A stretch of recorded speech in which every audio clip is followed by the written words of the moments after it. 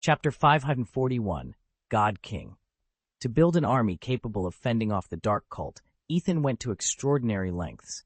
He purchased captives from Earth and even from the realm of One Punch Man, then subjected them to Dr. Genos's improved monster cell serum. Thanks to Genos's breakthroughs, the success rate of these transformations soared. Previously, even trained martial artists risked failure when exposed to the old serum. Ordinary humans stood almost no chance. Ethan needed a reliable method to produce monsters en masse, and this was it. He cared little for the souls he exploited. His test subjects were society's outcasts, murderers, thieves, and every kind of lowlife. Once injected, they either became hulking, feral beasts or died in the attempt. Ethan felt no pity. In his eyes, they were disposable tools on the path to victory. With these newly forged monsters at his command, even the Dark Cult's fiercest warriors would be cut down like wheat before the scythe. In the emerging hierarchy of the Galactic Empire, there would be only two castes, gods and monsters. The Golden Humans, few in number but unmatched in power, would occupy the top tier, ruling as the divine aristocracy. Below them, the monsters would swell the Empire's legions, their grotesque forms a constant reminder of Ethan's ambition.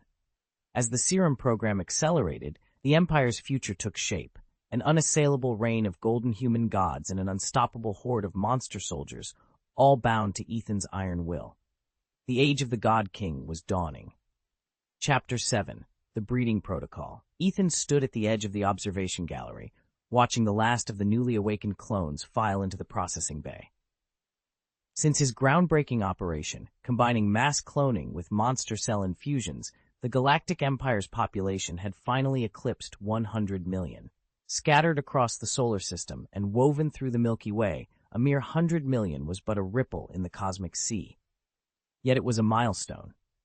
Originally, these clones would have aged and died like any ordinary human. But the monster cells shattered their genetic limiters and rewrote their lifespan. Now each clone possessed potentially limitless years ahead of them. Science had reclaimed its throne. Ethan allowed himself a brief smile until he noticed their striking differences. Though they all sprang from the same DNA template, no two looked alike. Heights and builds varied. Hair and eye colors spanned every shade. They no longer bore the uniform features one expects of clones, so numerical designations were pointless. In fact, there was no visible sign that any of them shared a common origin. Their mental state, however, was exactly as engineered, blank slates. The monster cell process had suppressed higher reasoning, leaving them perfectly malleable, ideal candidates for ideological indoctrination. Begin ideological imprinting, Ethan ordered. Technicians at each station activated the neural stimulators. Imperial doctrine would soon be woven into their minds. Absolute loyalty to the Emperor, unwavering devotion to the Empire, and rigid obedience to its code. The old double-headed eagle crest had been abolished. An emblem of equality was no longer acceptable. The Galactic Empire acknowledged no peers. It stood alone, unrivaled and supreme. Ethan turned away from the glowing vats. Tomorrow, these 100 million blank slate soldiers would emerge, loyal, immortal, and ready to cement his legacy across the stars.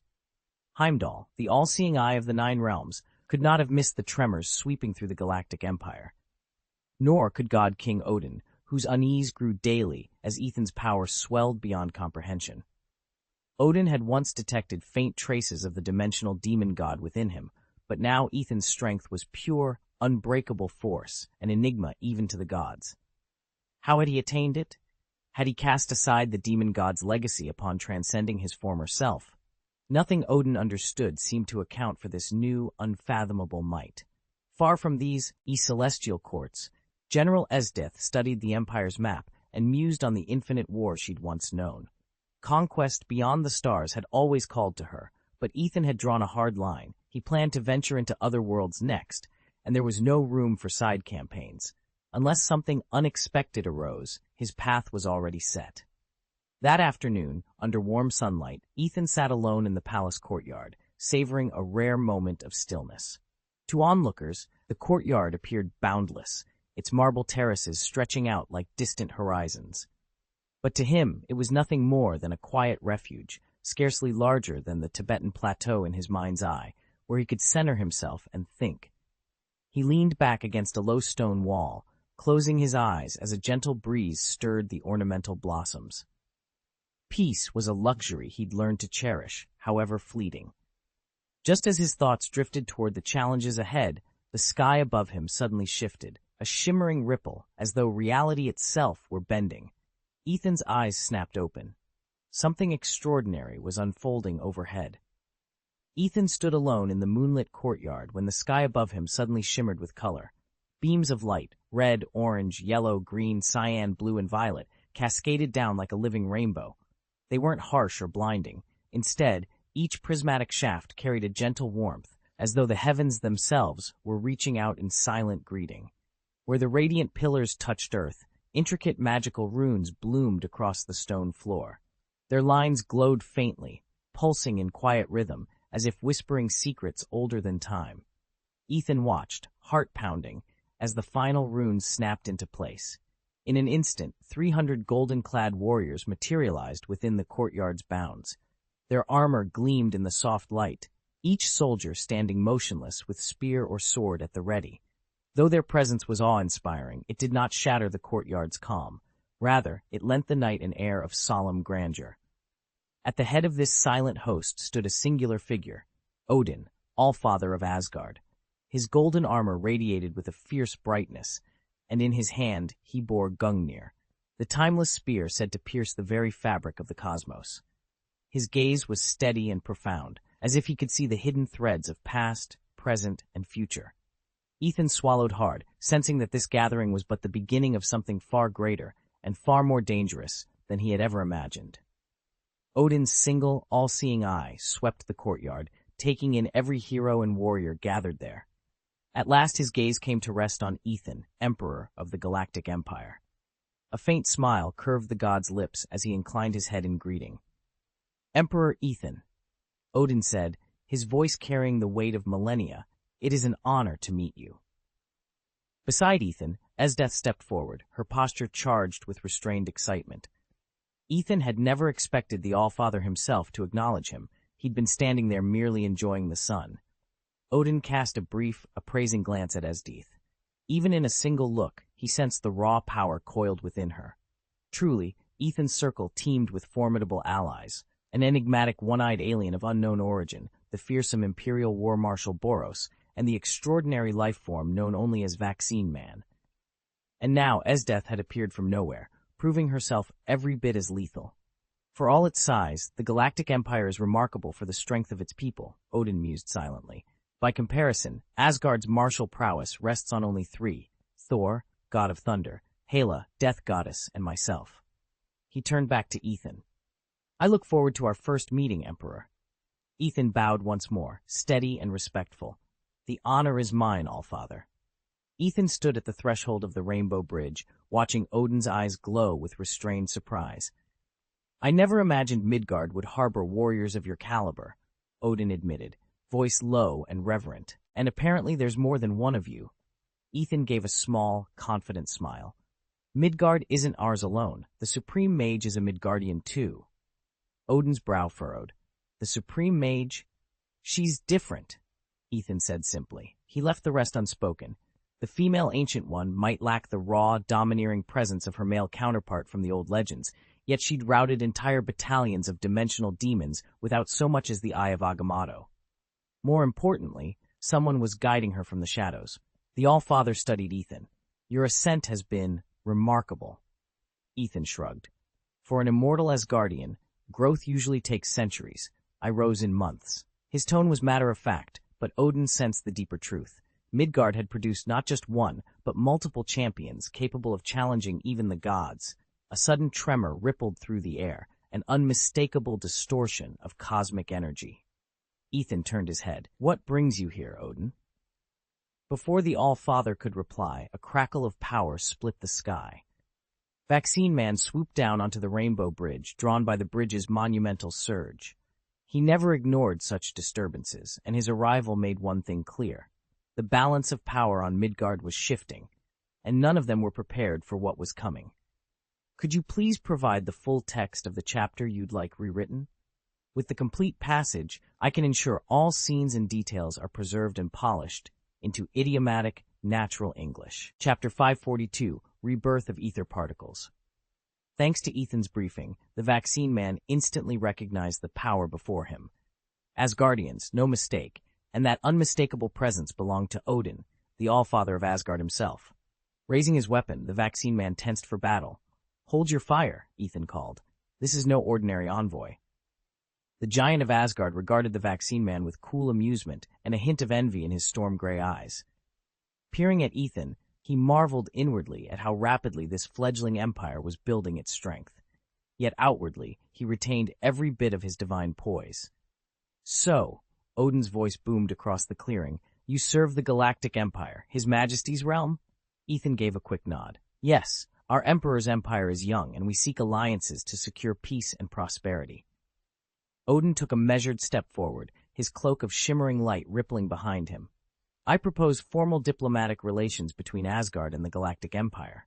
Ethan's eyebrows shot up. He hadn't anticipated such a bold offer from one of the universe's most powerful beings. His interest soared. "Asgard's renown spans galaxies," he said. "Our empire would greatly benefit from your guidance." A faint, knowing smile curved Odin's lips. With that single gesture, centuries of Asgardian wisdom and power stirred in the air, marking the beginning of a new chapter in interstellar history. Ethan immediately grasped God King Odin's meaning. The venerable monarch wasn't simply flattering the empire. He saw genuine potential in its future and was prepared to invest his own resources. At the same time, Odin was likely eyeing the empire as a possible refuge for Asgard should calamity befall his realm. He had absolute faith in his young son, Thor, believing the boy would one day achieve greatness, but he understood that greatness required time to mature. That explained the unusually warm, earnest manner Odin had adopted. He was laying the groundwork for a lasting alliance. Ethan thought back to the tales of Odin's youth, when the God King had been every bit as headstrong as Thor is now, charging unhesitatingly at foes deemed invincible, until he encountered the gods themselves. Whether Odin's ascension to true divinity was the fruit of his own relentless cultivation or the result of being humbled and ultimately elevated by higher powers remains a mystery. One thing, though, was certain. Just as all the legendary collectors maintained secret ties to Asgard, so too must Odin have forged alliances and rivalries beyond the mortal ken. Formally allying the Galactic Empire with Asgard could unlock tremendous resources and earn powerful support, but it carried risks. The Empire's standing among star systems unconnected to Asgard might suffer if it became too closely identified with those enigmatic gods. After all, few reputations rebound easily once they're entwined with legends. After a thoughtful pause, Ethan spoke, his voice calm but unwavering. "The Galactic Empire is committed to peace. We do not pursue formal diplomatic ties with any regime." His words carried both conviction and clarity, reflecting the Empire's steadfast dedication to tranquility. At this, God King Odin's eyes flickered with disappointment. He grasped Ethan's meaning immediately. The Empire would not formalize relations with Asgard. Although a pang of regret tugged at him, Odin respected Ethan's decision. He was no tyrant, and he would not force the issue. "I understand your position, Emperor," Odin said with a courteous smile. "If official diplomacy is off the table, let us instead cultivate a spirit of friendship and cooperation. Asgard stands ready to offer whatever support the Galactic Empire may require." "Thank you, God King Odin, for your generosity," Ethan replied, inclining his head. "In return, the Galactic Empire will do everything in its power to assist Asgard."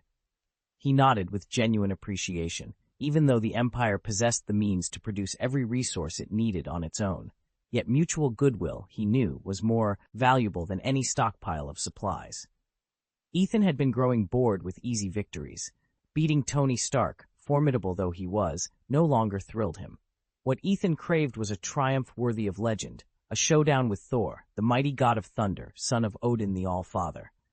That kind of victory would echo across the Nine Realms and beyond. Odin himself had paid Ethan a brief visit, or at least someone who claimed to be Odin. The so-called All-Father wore a flimsy disguise and spoke only a few courteous words before excusing himself.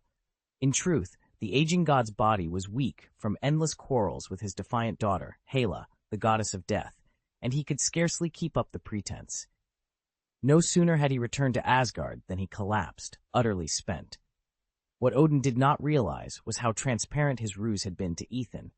Had the god lingered a moment longer, Ethan could have felled him with a single punch, no matter whether he was the cinematic version of Odin or the mythic, comic book incarnation. Far away in his hall of stately columns, Odin finally drew a long, relieved breath as he reclined upon his throne. He rested for what felt like an eternity, regaining his strength and spirit, until at last he sat up and spoke to his beloved wife, Queen Frigga. "Where is Thor?" he asked. Frigga rose gracefully and replied, "Our son has journeyed to the 9 worlds." God King Odin's brow creased as he studied the empty throne. "He's gone again?" he muttered under his breath. Thor's frequent absences were troubling, yet recalling the prince's tireless efforts in the last great war, Odin dismissed his unease. Since the Rainbow Bridge was destroyed and the 9 worlds plunged into chaos, Thor had devoted himself to quelling every uprising. He'd faced down the Saiyans' brutal onslaught and learned firsthand that Asgard's and the 9 worlds' survival depended on his unending quest for power. Meanwhile, far from Asgard's heart, darker forces were stirring. In the aftermath of Ethan's purge, when he expelled every alien power that didn't belong to him, the Infinity Stones had reawakened.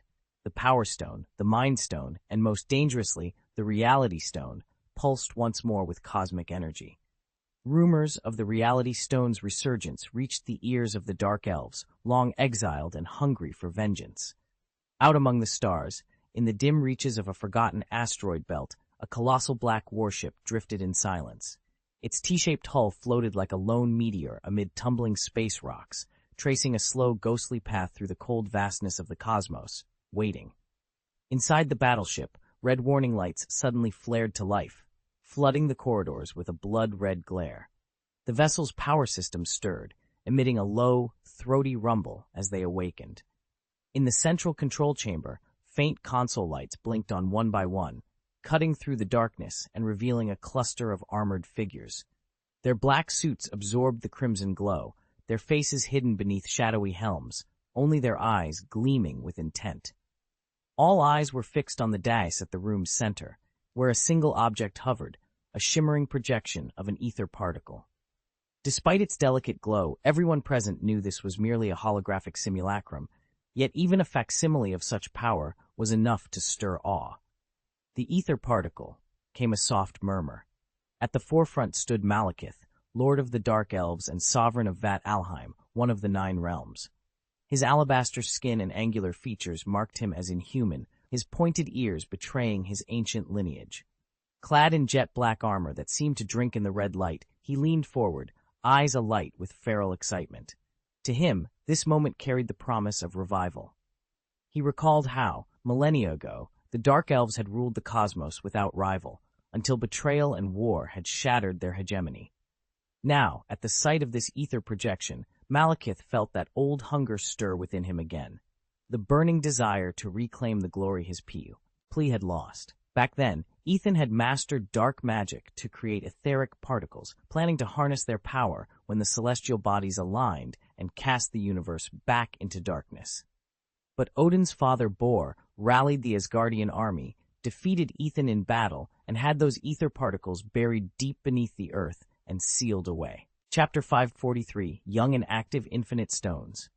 The ether particles are regenerating. In the main control room of the Dark Elf flagship, Malekith's voice rang out with unshakable resolve, as if he had already glimpsed victory's dawn. "Truly?" came the eager reply. Standing beside him, the tall Lieutenant Argolim, Malekith's most loyal officer, leaned forward, eyes alight with anticipation. "I can sense it," Malekith continued, scanning the star-strewn void, his gaze fixed on the distant planet, pulsing with newly awakened ether. "What are our orders?" Argolim's question trembled between hope and impatience. Malekith paused briefly, contemplating. "Has the convergence of the 9 realms begun?" "Not yet, my lord," Argolim answered, furrowing his brow. "They still have time before their realms align." "We cannot allow this chance to slip away," Malekith declared, voice low and steely. "Those ether particles are the key. Prepare the fleet. We strike at once." Ethan straightened, his resolve hardening as he met Malekith's gaze. "I understand, Chief." Malekith inclined his head. "First, We'll need an up-to-the-minute survey of the universe. I want detailed reports on Asgard's defenses, the state of all known star systems, and any leads on ether particle concentrations." "Yes, my lord," Ethan replied, voice firm with unwavering loyalty. At once, the Dark Elves manning the battleship's command center sprang into action. Holoscreens flickered to life as crewmen activated long-range scanners and tapped into interstellar data links. Their fingers danced across crystal-tipped consoles, summoning streams of intelligence. Star charts, power signatures, diplomatic transmissions, everything. As the information poured in, a stark truth emerged. After millennia of slumber, they had awakened to a universe fundamentally changed. Civilizations they once outclassed now wielded technology light years beyond the Dark Elves' arsenal. In the present cosmic order, all their ancient might barely registered. The Dark Elves have always been divided into three orders: captains, soldiers, and wizards, each reflecting a different tier of power. Once, they stood among the universe's greatest forces. Now, however, even their combined might struggles to rival the mainstream civilizations, much less the three great empires. Asgard. Malekith ground out the name through clenched teeth. His hatred for those golden halls knew no bounds. If the Dark Elves were ever to drag the Nine Worlds back into shadow, Asgard would have to fall first. Just then, Algolim's voice crackled over the comm channel. "Chief, we've pinpointed a cluster of ether particles, right here in this galaxy." Malekith and Algolim hurried to the starship's observation deck, where a hollow projection of the galaxy hovered before them. There it was, a dense cloud of iridescent particles, just beyond their reach. The prospect of reclaiming that power sent a thrill through Malekith's veins. With ether at their command, the Dark Elves could rise again, no longer pawns in the universe, but masters of the void. Yet even as hope flared, Malekith understood the magnitude of the challenge ahead. Ether was fiercely contested, and the path to its source would be fraught with rival fleets, treacherous traps, and the ever-watchful eyes of Asgard's patrols. Still, for the first time in centuries, destiny seemed within their grasp, and Malekith was prepared to sacrifice everything to seize it. Asgard looms before them like an insurmountable barrier, standing between the Dark Elves and the precious ether particles they so desperately seek. In the dimly lit observation chamber, Malekith and Argolim hover over a star chart projected in pale blue light. Their whispers hold the weight of destiny as they debate every tactical option. Around them, the other Dark Elves hurry to complete final preparations for the coming engagement, polishing weapons, calibrating engines, and checking armor. Though the challenge ahead is daunting, each warrior's eyes burn with fierce confidence. United under Malekith's iron will and Argolim's calculated genius, they are determined to plunge the Nine Worlds back into shadow. Outside the warship's hull, the vessel drifts silently through the black void, cloaked against prying sensors. Its sleek, obsidian form slips between star systems like a phantom.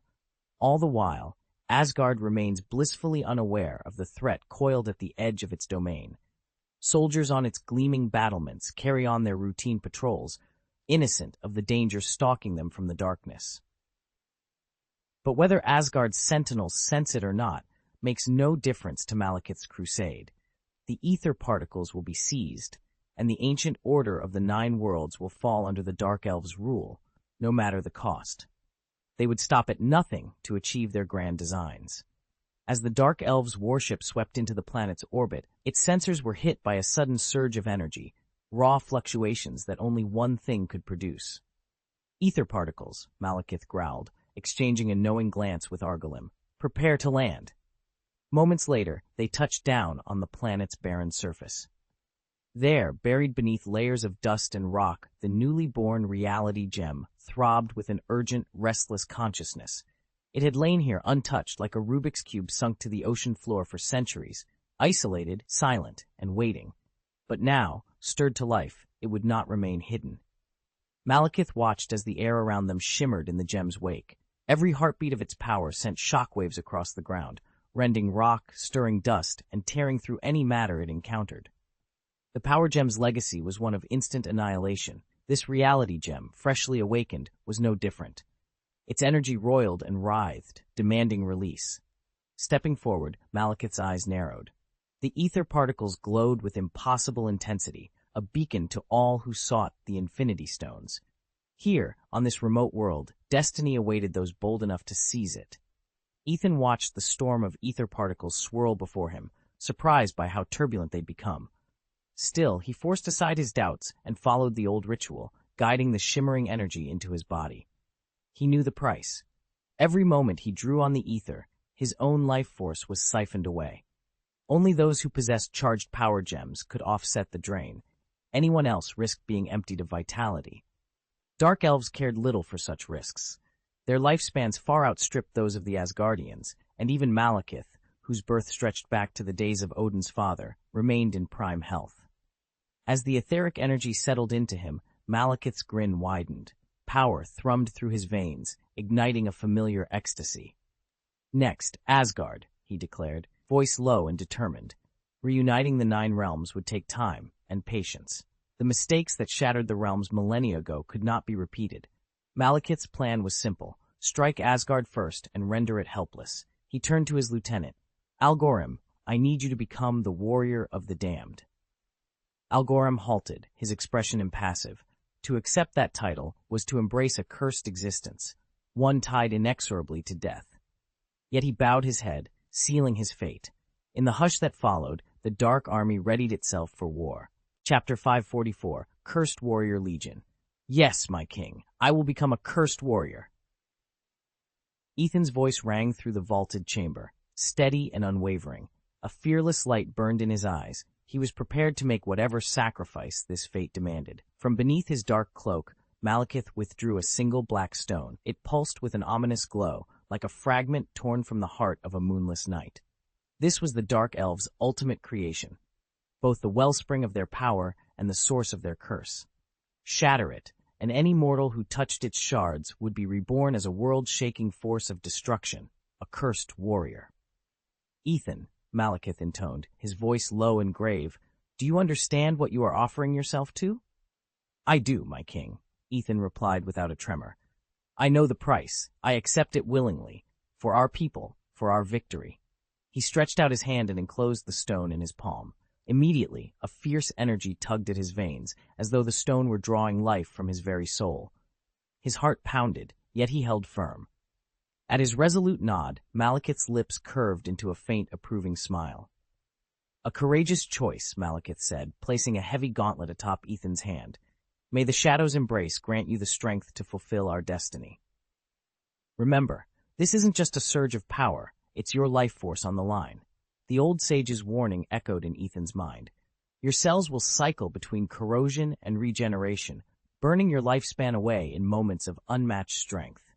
Even immortal dark elves couldn't sustain this for long. A mortal from Earth might only last 3 minutes, maybe only 1, before the flames consumed them entirely." Ethan let the truth sink in. Once he crushed the cursed stone in his hand, he would forfeit his role as the Dark Elves' loyal adjutant and be reborn as a cursed warrior, a monster driven by darkness and raw power. Yet he felt no hesitation. His fingers closed around the stone's cold surface, its surface glowing with an eerie light. With one violent snap, he crushed it. In an instant, pent-up energy surged through him, a torrent of molten force ripping through his veins. Pain lanced through his body as his flesh and bone felt as if they were being torn apart and remade in the same breath. He gritted his teeth, every muscle burning hotter than a branding iron. Each heartbeat hammered like a drum, echoing the relentless rhythm of creation and destruction waging war within him. Ethan embraced the agony, knowing that for a brief, fleeting moment, he would wield unparalleled power. Hot, molten energy coursed through Ethan's veins, searing every fiber of his being with unrelenting agony. It felt as though living lava was boiling through his flesh, each heartbeat a fresh blast of burning pain. His eyes flared bright scarlet, 2 embers set alight in his skull, and his body began to stretch and swell. Within moments, he towered at nearly 8 feet tall, sinewy muscles rippling beneath skin traced with glowing, magma-like veins.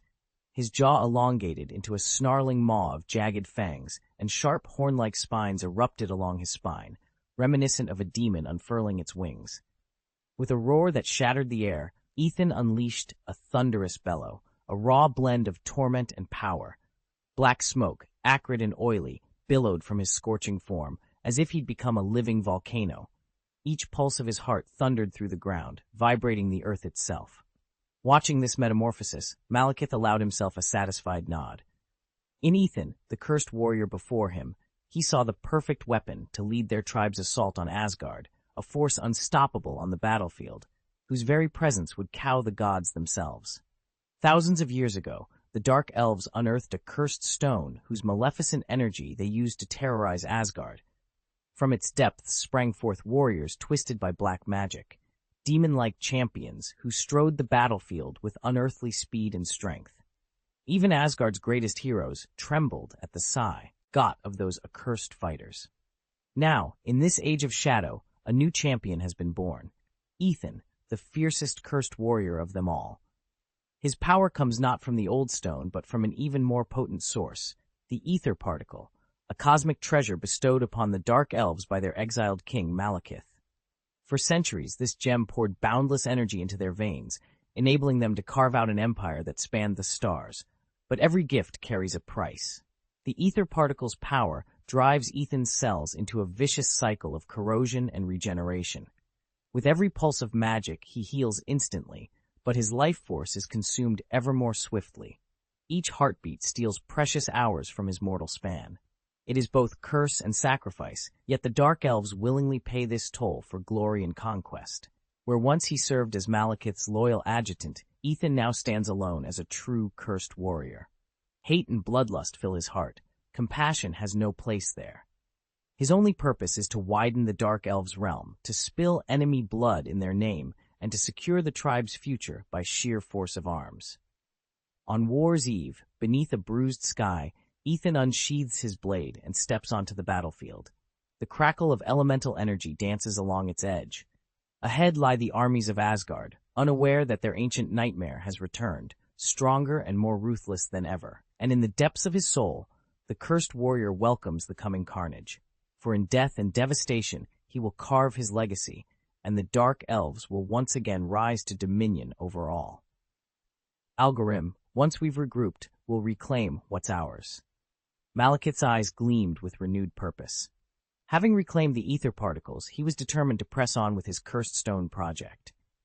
Dark Elves, blessed with unnaturally long lifespans, could sustain multiple cursed warriors over centuries. And with weapons like the Black Hole Grenade, a device powerful enough to annihilate a cursed warrior in a single blast, no one should mistake their seeming primitiveness for weakness. Whether that grenade drew its power from pure magic or condensed ether remained a mystery even to them. Algorim, steady and unflappable, nodded at Malekith's command. Thus far, the lieutenant had overseen the creation of 5 cursed warriors, each more terrifying than the last, and now he stood as their commander. Yet neither he nor Malekith intended to act hastily. Asgard, Malekith murmured, almost to himself. Odin's son, Thor Odinson, what's he doing now? Moments later, one of Algorim's scouts returned with news. Thor, son of Odin, was tied up quelling rebellions across the 9 realms. For Malekith, this intelligence was nothing short of a blessing. It meant that Asgard's might was spread thin, and that the time to strike was fast approaching. The Valkyrie Legion has vanished without a trace. In the old days of Asgard, just 3 or 4 warriors could circle a cursed combatant, overwhelm him, and carry him off. Even when the Dark Elves unleashed their dark matter particle cannons, blasters whose raw power rivaled any magic, their bolts fizzled harmlessly against Asgard's impenetrable energy shields. No super high-tech weapon could punch through those defenses. From a purely military standpoint, Asgard was unmatched. Time and again, it had met the Frost Giants, masters of ancient magic, and the Dark Elves, engineers of peerless technology, and defeated them both. The Frost Giants were compelled to surrender, and the Dark Elves, whose fleets had roamed the cosmos for millennia in secrecy, watched in stunned disbelief as their ships were torn apart and their weapons rendered useless. Having once believed themselves the universe's undisputed titans, they'd learned too late that Asgard's fusion of sorcery and science was an entirely different force. Chapter 545, Attack on Asgard. Ethan stared at the holoscreen in stunned silence. Across the void, the Dark Elves' armada shimmered into view. Sleek warships propelled by dark matter engines, that left even Heimdall's all-seeing gaze trailing in their wake. He had seen countless battles in his career, but nothing prepared him for the destructive might in their arsenal.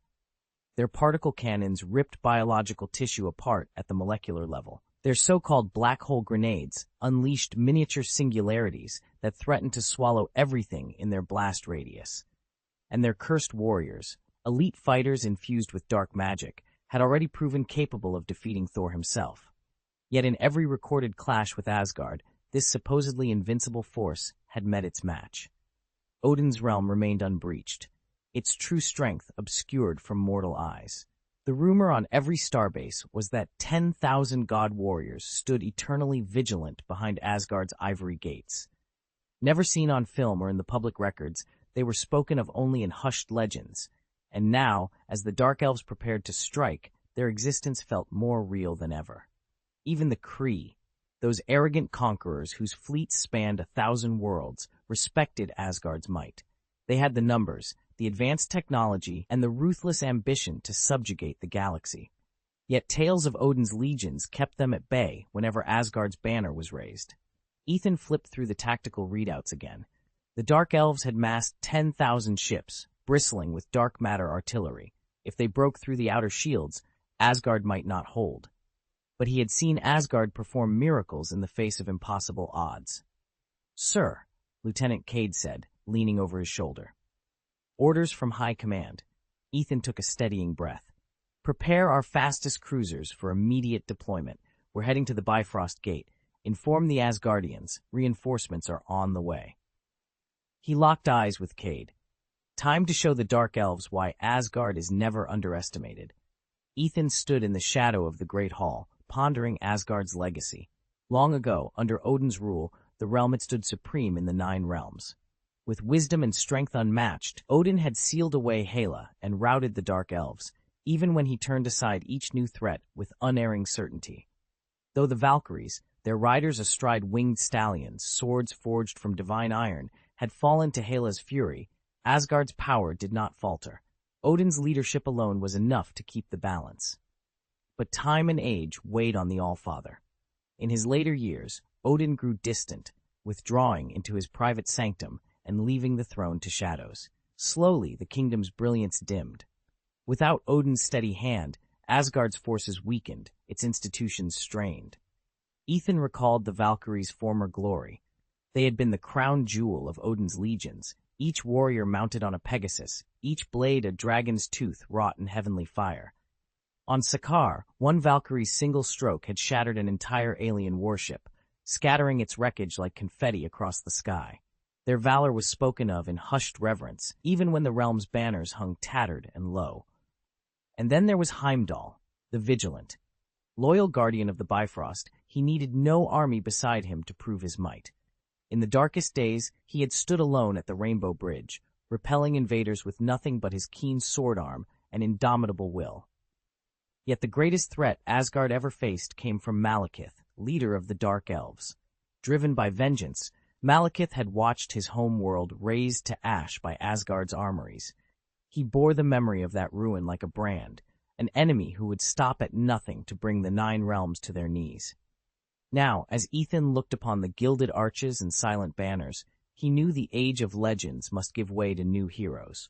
Asgard's time of true greatness might have passed, but its spirit lived on in those who dared to reclaim it.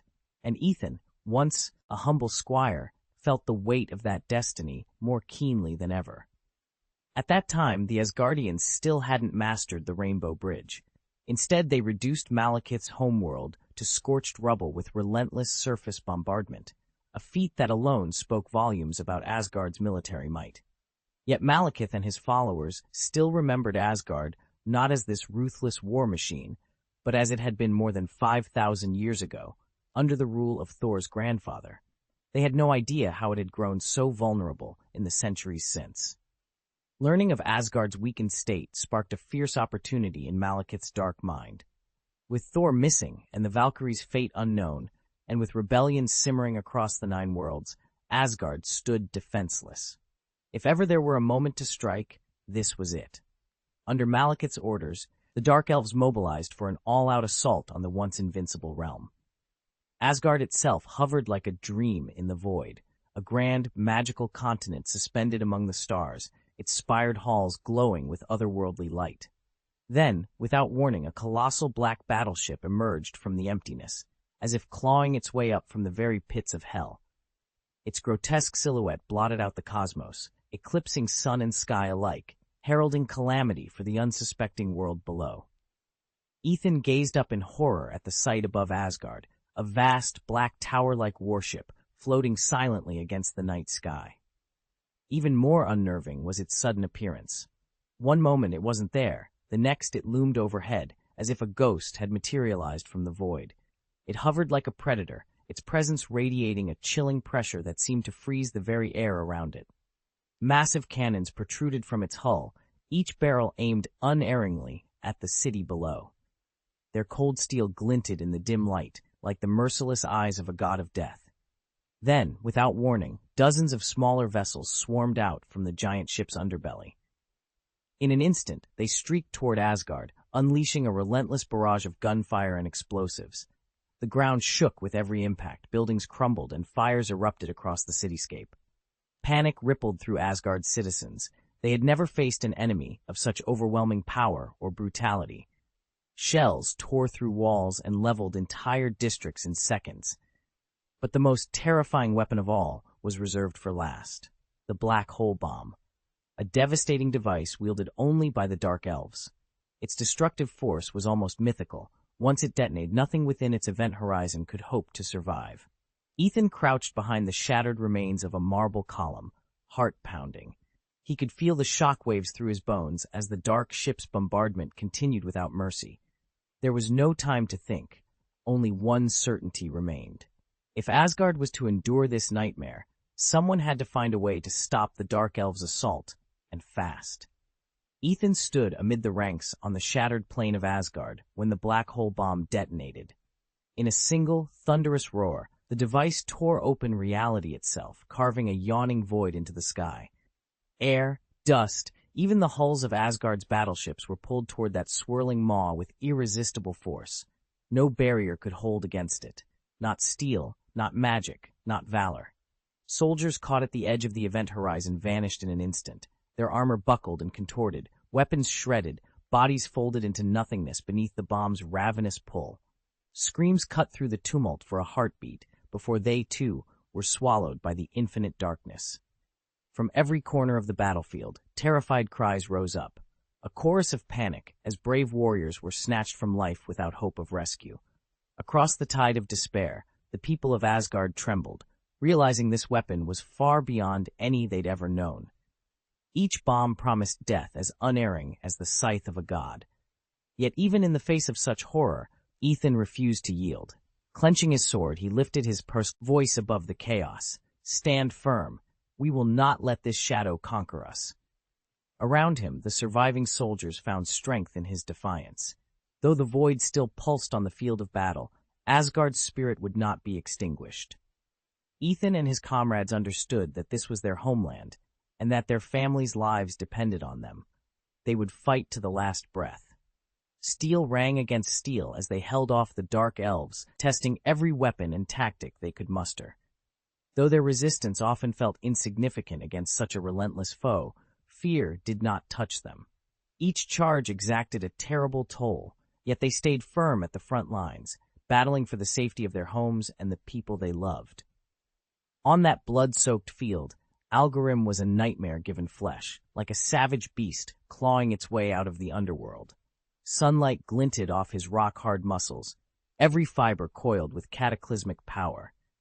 He moved with uncanny speed, and each blow he delivered sounded like rolling thunder, splintering shields and shattering armor as he plowed through the enemy ranks. Chapter 546, The Wrath of the God King.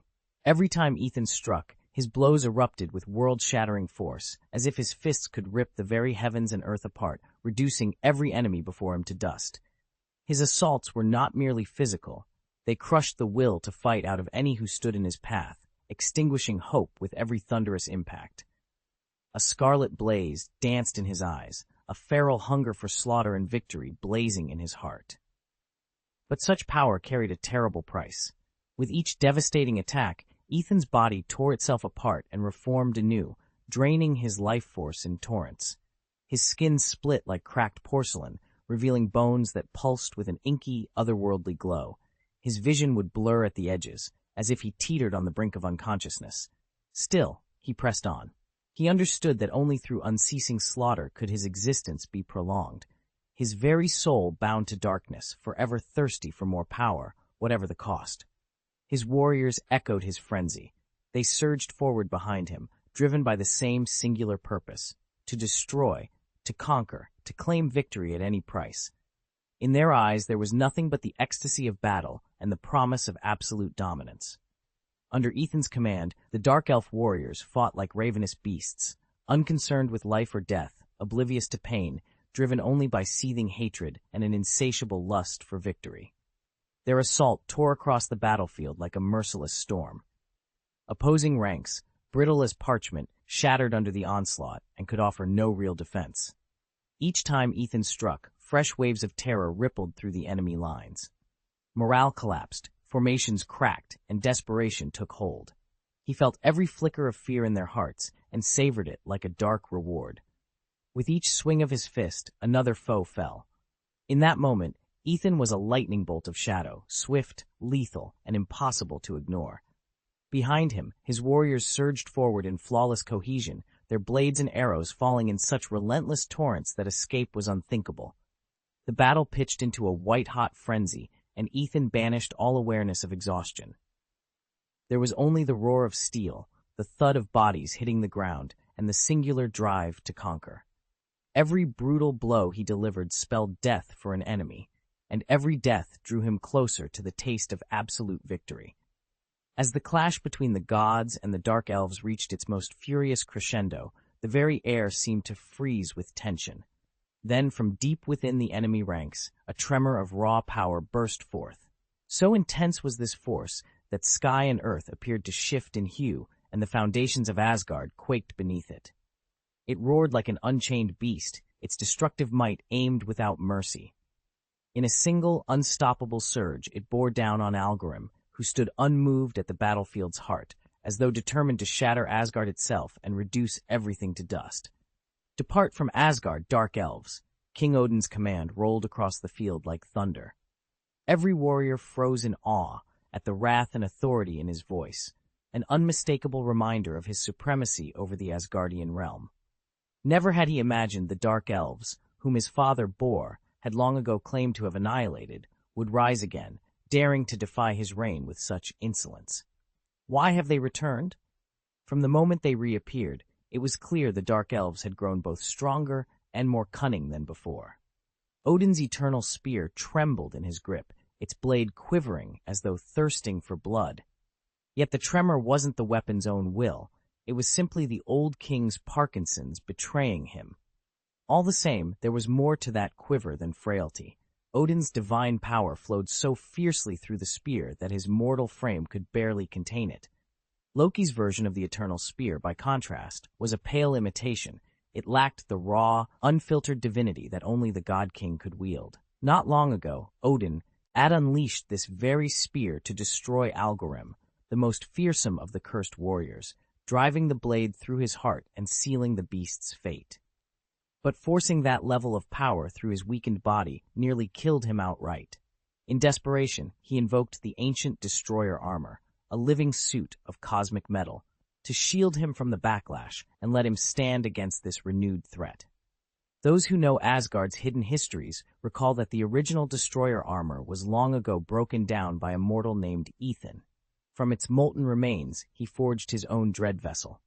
In time, however, Ethan stripped away every fragment that did not belong to him, restoring the armor's true essence and ensuring its return to Asgard's vaults. In the old sagas, when the Dark Elves last invaded, the destroyer did not appear.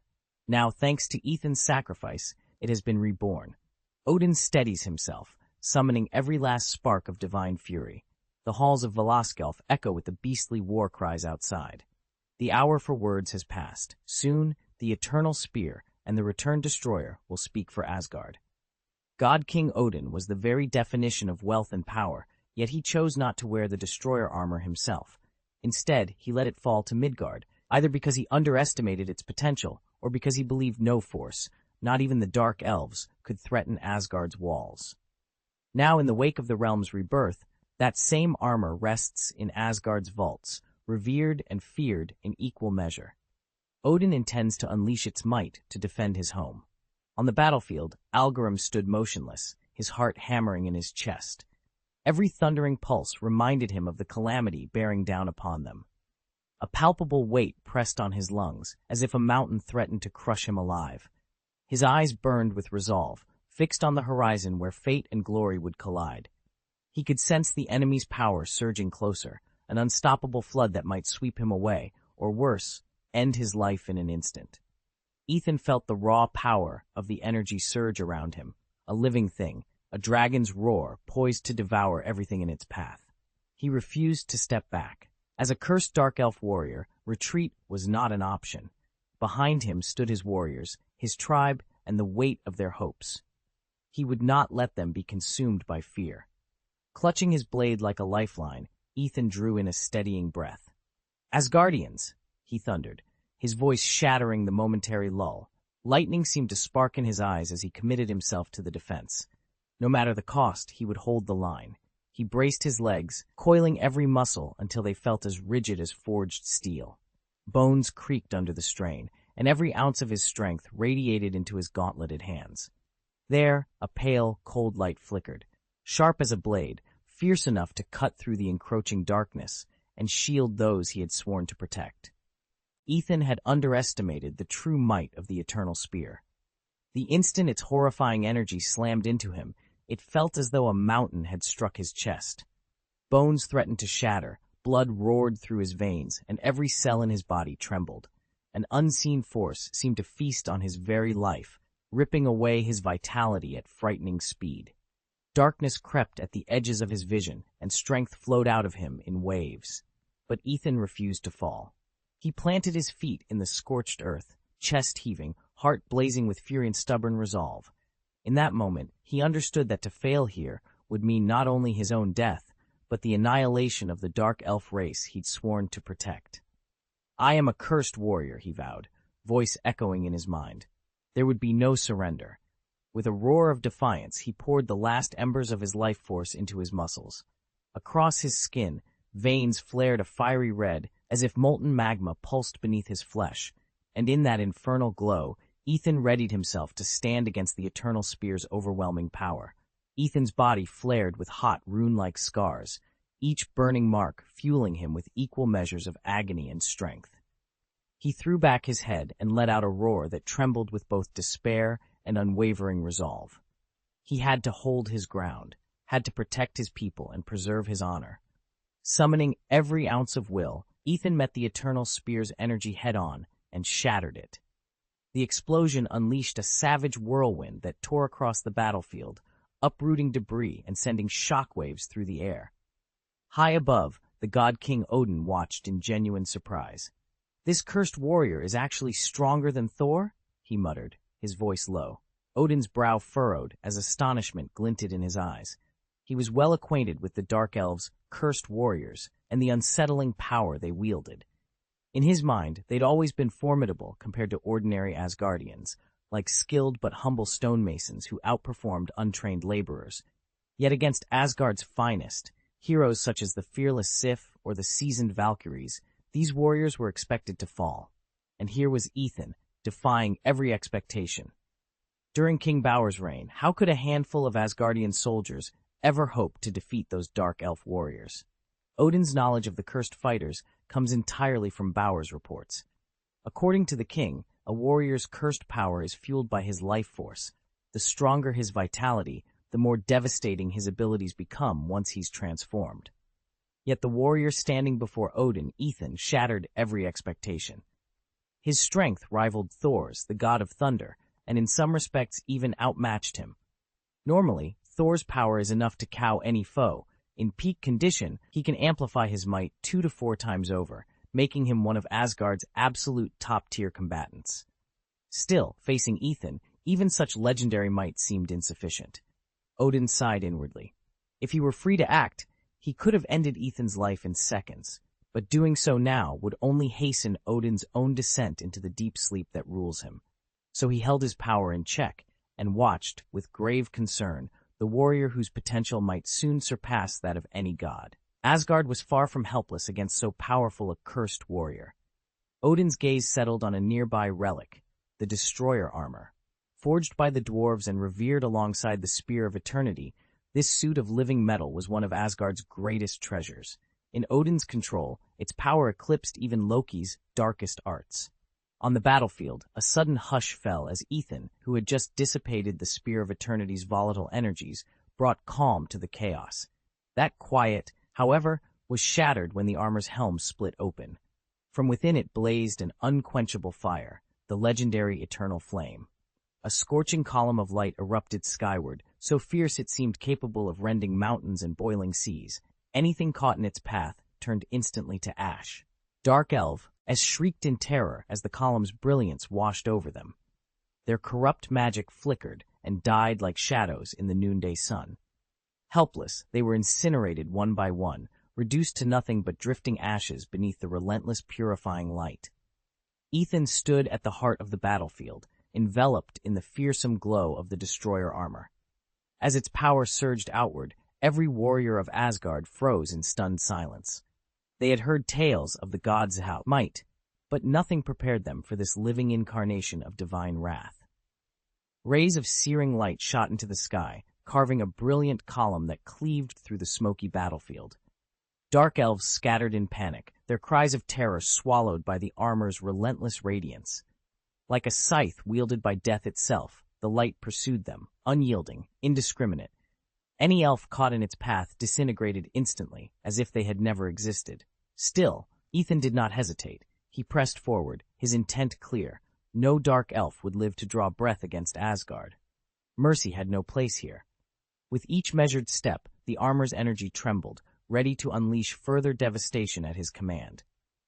Seizing the moment, the Asgardian host surged in behind him. Veteran warriors charged down the fleeing elves like mountain cats hunting in snow. Their blades flashed cold and merciless, cutting down the enemy who hadn't yet escaped the blazing column's edge. Where Ethan's power illuminated the field, Asgard's soldiers delivered the final blows. By the time the light of the Destroyer armor dimmed, the Dark Elf army lay shattered and broken. Around Ethan, the dust settled on a battlefield forever marked by the wrath of a single man in godlike armor, and by the unwavering resolve of Asgard's defenders.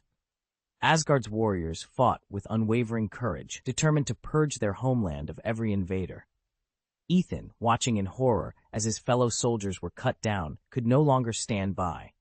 With a furious roar, he charged the towering Destroyer armor, his figure streaking across the battlefield like a bolt of lightning. In response, the armor unleashed a searing column of destructive light, an all-consuming beam that seemed capable of ripping through flesh and steel alike. Unflinching, Ethan thrust his arms forward and planted himself directly in the beam's path. The scorching energy tore at his skin and scorched his blood, but with every agonizing second, his eyes burned brighter with unbreakable resolve. Chapter 548, Distorting Reality. Ethan pressed on relentlessly, determined not to yield, even if the searing beam of light scorched him from head to toe. As the cursed warrior, he possessed no true weakness. So long as he wasn't felled by a black hole grenade or beheaded, any wound would knit itself back together. No matter how potent the energy that struck him, it could not stop his advance. At last, he arrived before the Destroyer armor. Gritting his teeth, he lifted his gaze to meet the colossal war machine. His eyes burned with unwavering resolve.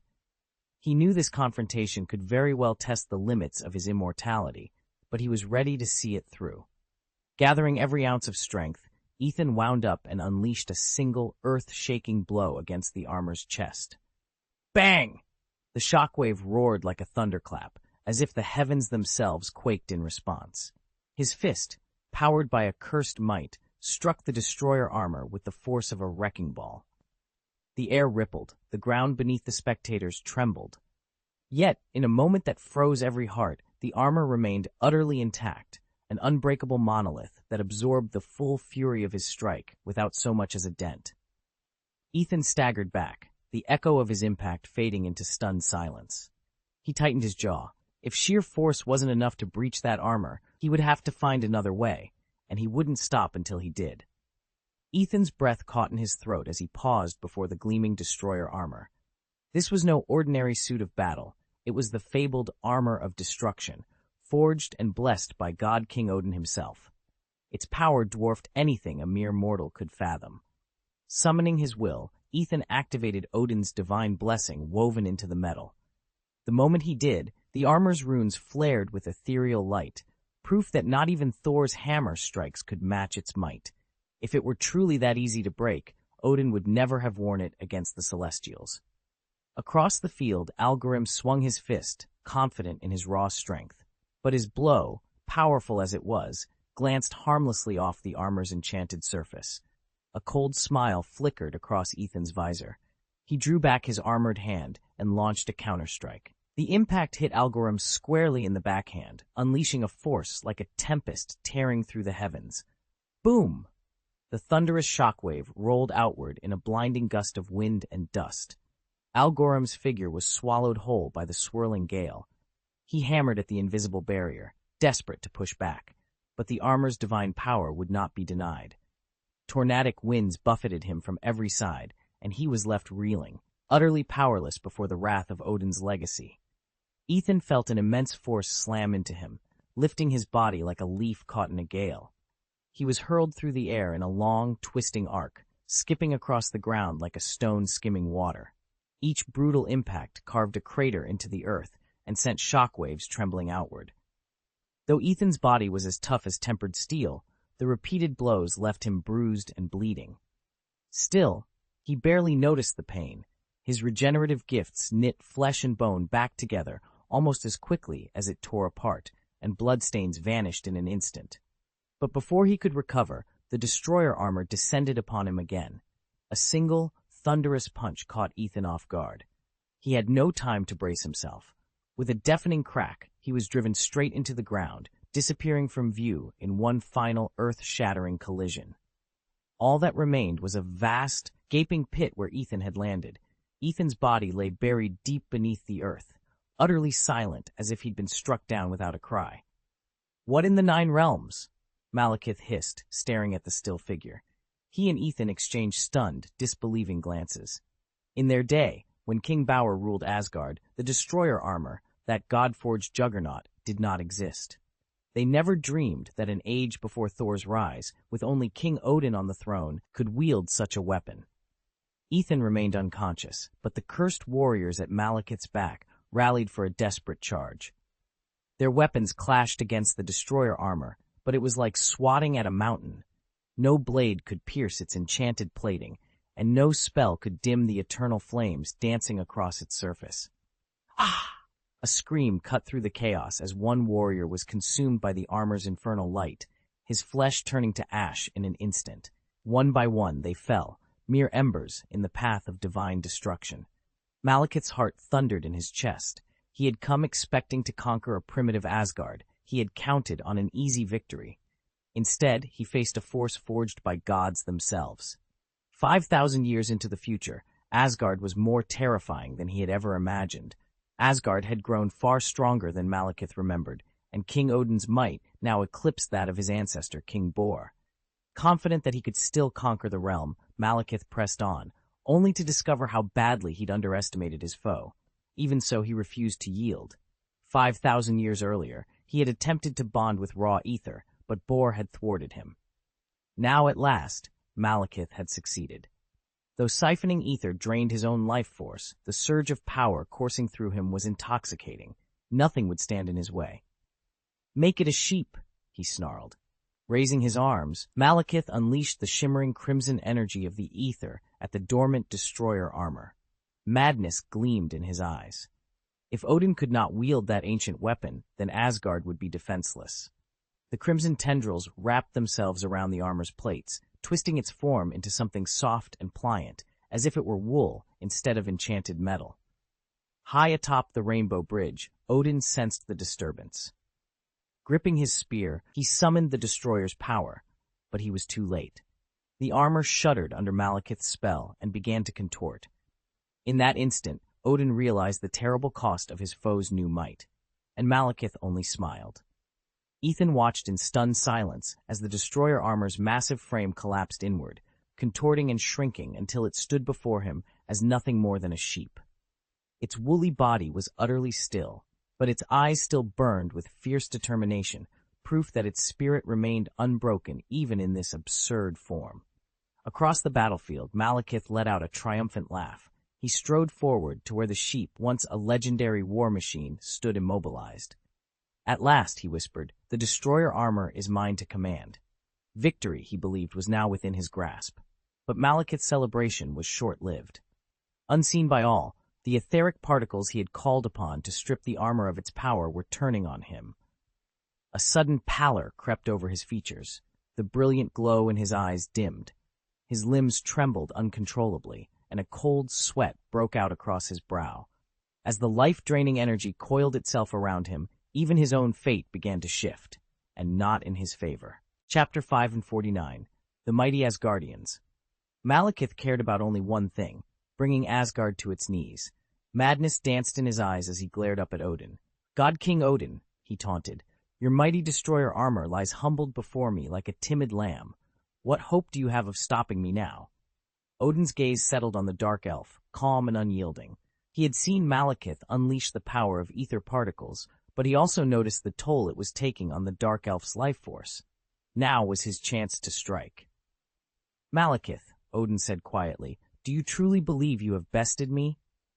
A manic laugh rattled Malekith's lips, though his body trembled with exhaustion. "Best you? Hardly," he snarled. Odin inclined his head. "You may wield those ether particles with devastating force, but you know only offense, never defense. Your power ebbs with every strike, while I stand as resolute as ever." Malekith's grin twisted into a sneer. "Age does you no favors, Odin. Even a king can wither on his throne." Odin fell silent, acknowledging the truth in Malekith's words. The fate of Asgard, and of all who dwelled there, hung in the balance. Odin's body wasn't what it used to be, but his lifetime of battle experience and deep wisdom remained undiminished. He knew that if he could only discover Malekith's weakness, he might still prevail. As he stared at the sinister destroyer armor, a strange sense of déjà vu washed over him. He could have sworn he'd faced this loss before. No sooner had Malekith finished speaking than a horrifying surge of dark energy burst from his form. He drove forward in a brutal charge, the shockwaves of his assault tearing across the battlefield like an unstoppable tide. Queen Frigga watched in mounting dread. Odin was powerful, but she feared the strain of repelling such fury would leave him grievously wounded. "Even if Father pushes Malekith back," she whispered to herself, "he won't walk away unscathed." She turned to Sif, her eyes urgent. "Sif, you must find Thor at once. Bring him here to help." Sif hesitated only a moment, torn between her duty to guard the queen and the pressing need for reinforcements. Finally, she tightened her grip on her spear and bowed. "I won't fail you." Then she sped off, determined to find Thor before it was too late. Queen Frigga's soft voice carried over the tumult of Asgard's throne room. "Go," she urged Sif, her hand resting briefly on the warrior's shoulder. "I'll be fine. I can look after myself." Sif paused, uncertainty flickering in her eyes.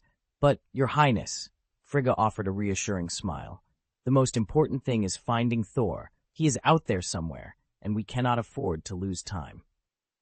With a final nod, Sif slipped from the hall, vanishing into the corridors beyond. No sooner had she gone than the very foundations of the cosmos trembled.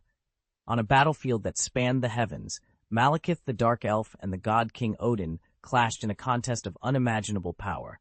Each strike rippled through space and time, threatening to sunder the universe itself. Great storms of energy roared overhead, casting flickering shadows across the war-scarred fields of Asgard. Odin stood poised upon a shattered ridge, his heavy breaths clouding the air. He surveyed the devastation around him, the twisted wreckage of siege engines, the fallen banners of allied legions, and a deep worry settled in his heart. If this duel dragged on any longer, Asgard might be torn apart, lost forever in the void. Resolute, Odin reached for the eternal spear at his side. The shaft ignited in his grasp, brilliant as a newborn star, humming with the raw forces of destiny and cosmic law. He raised the spear high, gathering every iota of his divine might. When he hurled it, the spear of eternity became a streak of pure inevitability. Time itself seemed to bend, carrying the weapon directly toward Malekith in an instant. The Darkness Elf braced for impact, but nothing in all the 9 realms could forestall the will of Odin, nor the unyielding pull of fate. Chapter 8, The Clash of Divine and Ether. Ethan crouched amid the shattered ruins of Asgard's eastern ramparts, heart hammering in his chest. Below him, atop the dais of the throne hall, Malekith the Dark Elf stood rigid, the eternal spear poised before him. A faint tremor of fear crossed the elf's slate-gray features. Ethan knew why. One well-placed thrust from Odin's spear would obliterate Malekith in an instant, but Malekith refused to die without a fight. With a roar that rippled through the very air, he drew upon the power of etheric particles, raw, formless energy that could twist reality itself. Under his command, those particles coalesced into a gleaming, translucent barrier that hummed with volatile power. Boom! Boom! Boom! The moment the eternal spear crashed into Malekith's shield, the impact shook Asgard to its foundations. Blinding arcs of light shot outward, as if the universe itself were being torn apart. Odin's divine might surged through the spear, clashing against the Dark Elf's reality-warping defense in a furious dance of brilliance. For a heartbeat, the two forces held in balance. Malekith's etheric barrier crackled defiantly, refusing to yield. But the spear was forged by Odin's own hand, and blessed with the same power that Thor had channeled into Stormbreaker. An axe capable of sundering the combined might of the 6 Infinity Stones and cleaving Thanos' body in 2. That divine spark proved unstoppable. With a final, thunderous crack, the barrier shattered. Malekith staggered backward, the air around him shimmering as fragments of etheric energy dissolved like mist. The eternal spear, still glowing with celestial fire, hovered inches from his throat. Ethan sprang from cover, drawing his own blade, small by comparison, but tempered in purpose and loyalty. He raced across the broken marble floor, slipping past fallen columns and pools of starlight that had leaked from fractured runes. Though his blade was mortal steel, Ethan carried a gift awakened by destiny. With every step, he could feel fate itself bending toward him. Malekith's eyes snapped toward Ethan's advance. The Dark Elf hunched, ready to conjure another barrier, but he was too slow. Ethan slid in under the spear's shaft and slashed, not at flesh or bone, but at the seams of Malekith's etheric cloak. The blade sparked, a flash of bright possibility. For a moment time stood still. Then Malekith howled as the last shimmer of his barrier unraveled and collapsed. Ethan vaulted forward and caught the spear's haft, pulling it free with a wrench of divine and human strength intertwined. The eternal weapon clattered to the floor, and at last Malekith fell to his knees. Silence swept through the throne hall, broken only by Ethan's ragged breathing. Above him, the shattered skylight framed the cold brilliance of the heavens. The Dark Elf lay defeated, and the eternal spear, symbol of Odin's ultimate will, rested at Ethan's feet. Sometimes Ethan thought as he stared at the fallen foe, even the smallest spark can ignite the greatest revolution, and in this moment his spark had just set Asgard's fate ablaze. Chapter 7, Cosmic Clash. Ethan stood atop the soaring battlements of Asgard's Stargate, his gaze locked on the titanic duel unfolding below. Odin's war axe, its power unmatched, sliced the air in blistering arcs. Any who dared catch its blade would be instantaneously sundered. Remarkably, the Allfather's strength only deepened with age, his centuries of experience sharpening each swing. The force of their collision reverberated far beyond the 9 realms. Entire planets quivered as if poised on the brink of annihilation. On those worlds' surface, terrified inhabitants huddled in darkness, powerless to grasp that gods waged war in their skies. Yet this savage encounter was but one episode in the grand contest between Odin and Malekith, the exiled king of the Dark Elves. When axe met spear, the explosion of energy rivaled a cosmic nuclear blast. Asgard's emerald field split open, deep fissures zigzagging across the earth. Above, the sky bled a furious red. Wherever Malekith's eternal spear cleaved the air, space itself warped and buckled under the weight of divine power. Even this fearsome weapon, however, found itself checked by Odin's mastery of ether particles, each strike painstakingly diverted by the All-Father's own mystical defenses. Malekith bore the scars of countless battles and centuries of exile. He was no stranger to pain, yet facing Odin's unyielding march of fate and causality tested him in ways he had never known. The ether-infused onslaughts that had once overwhelmed entire armies proved only partially effective against a god who had spent millennia bending reality to his will.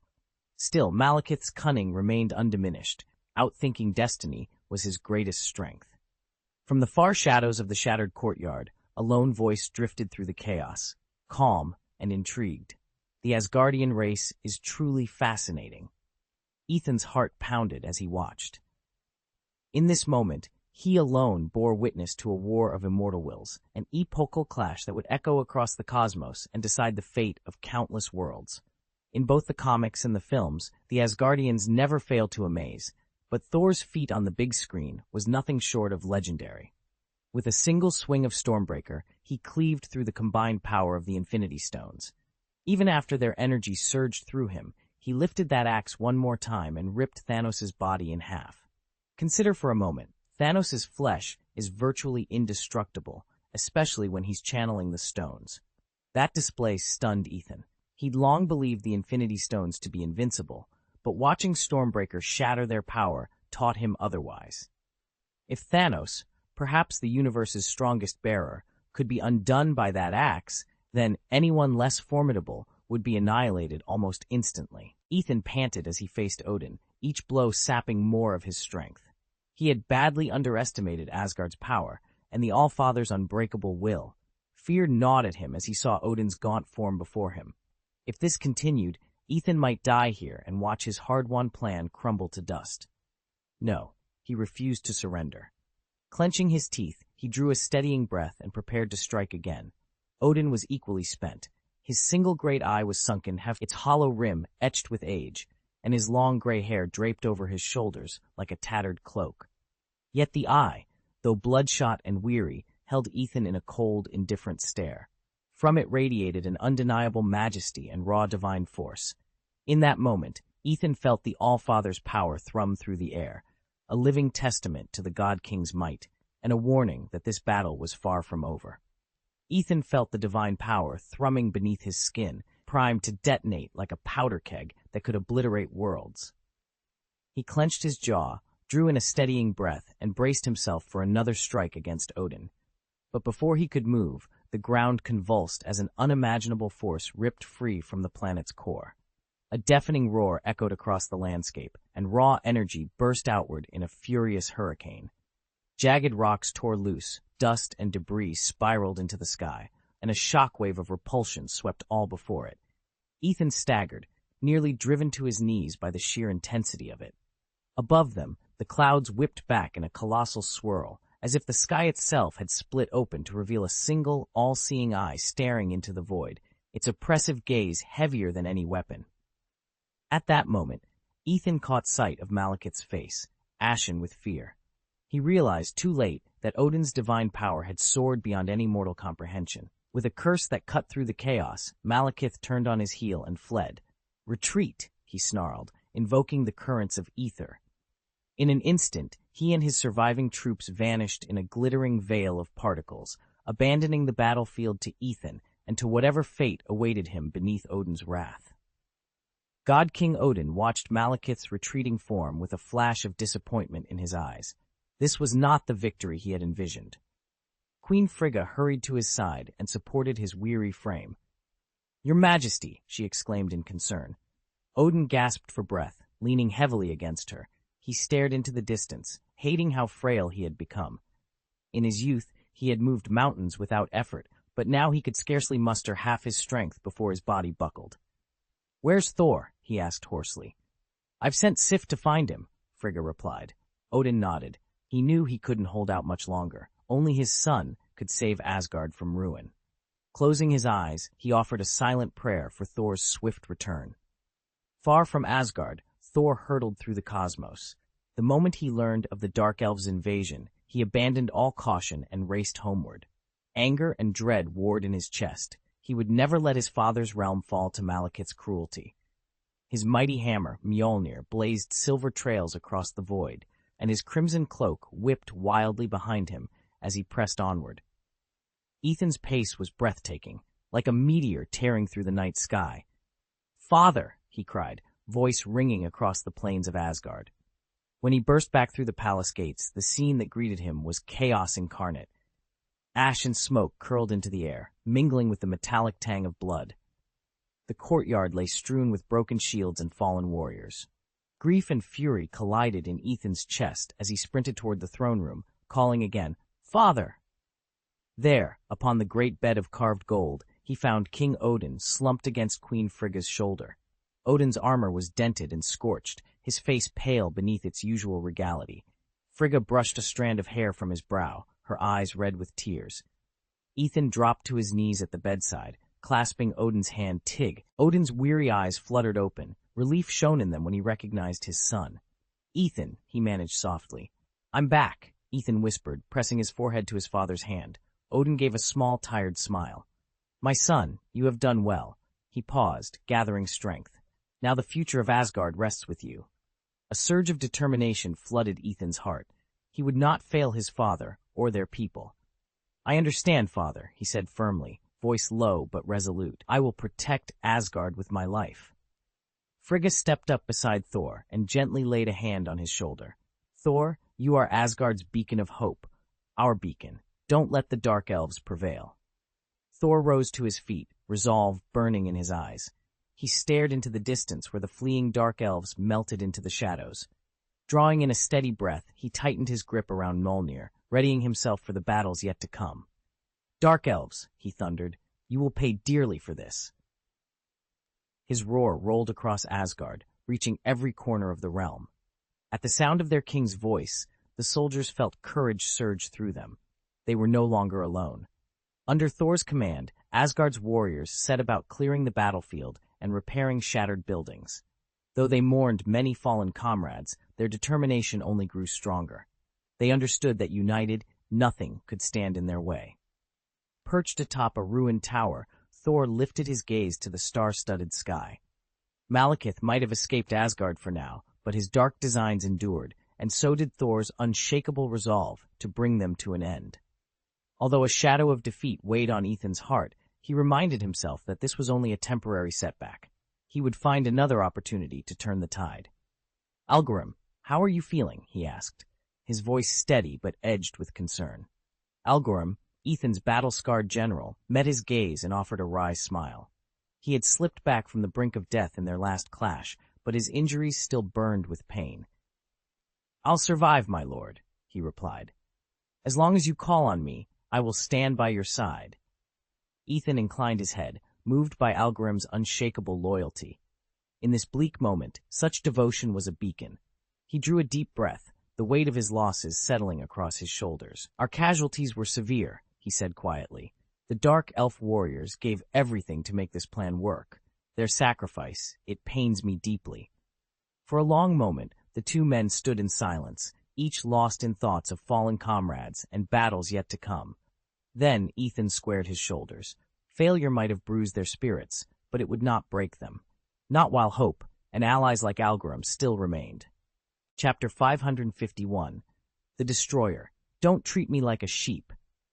Algrim stood in silence for a moment, then spoke with quiet conviction. "Master, we cannot allow this setback to shatter our resolve. Dark elves are forged in hardship. As long as we stand together, no defeat can hold us back." Malekith met his lieutenant's gaze and saw there the same fierce determination that burned in every dark elf's heart.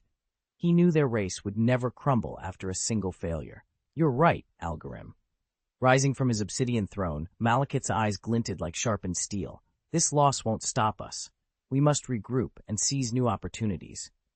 He began to pace the war chamber's vaulted floor, weighing their dwindling resources and battered legions. To challenge Asgard again, they would need fresh allies, and perhaps unexpected methods.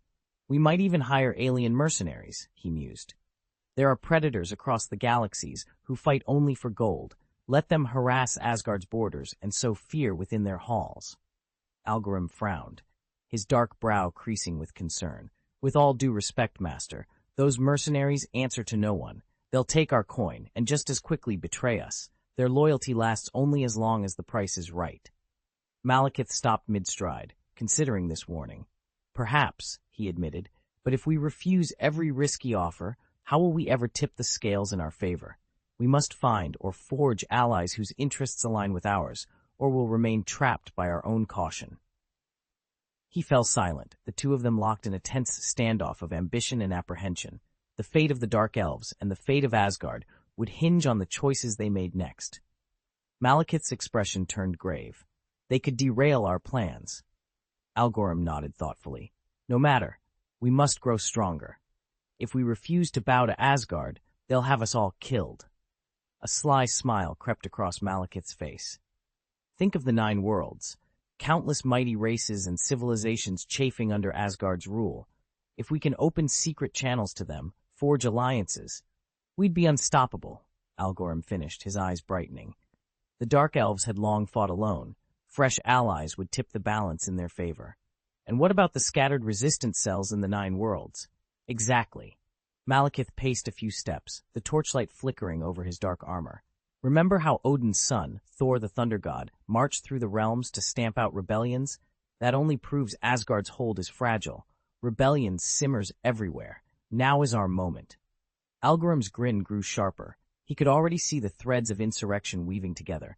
Dark elves, exiled humans, frost giants, even dissenting Asgardians, united at last in a single, crushing strike. In Asgard, a realm bathed in unearthly light, that very moment's calm was shattered by an urgent clamor echoing through marble halls. Once feared across countless worlds, the destroyer armor now lay subdued, transformed into a humble sheep and locked within an ornate cage. The creature's eyes, once alight with invincibility, now flickered with confusion and quiet defiance, as if to ask, how could I, the scourge of armies, become this? The Aesir clan, self-styled masters of these lands, paid little heed to the spectacle. They understood that Malekith had woven ether particles into the armor's essence, reshaping it into a harmless beast to neutralize its threat. But in their confidence, they had misjudged both the armor's latent might and the terrible price their sorcerer had paid. For though the sheep appeared ordinary, its wool concealed a maelstrom of power. A single, gentle ram against the cage's bars sent them splintering like parchment, scattering twisted iron across the marble floor. Yet instead of fleeing in panic, the creature stepped out with newborn curiosity, its hooves touching the ground as if greeting a world it had never known.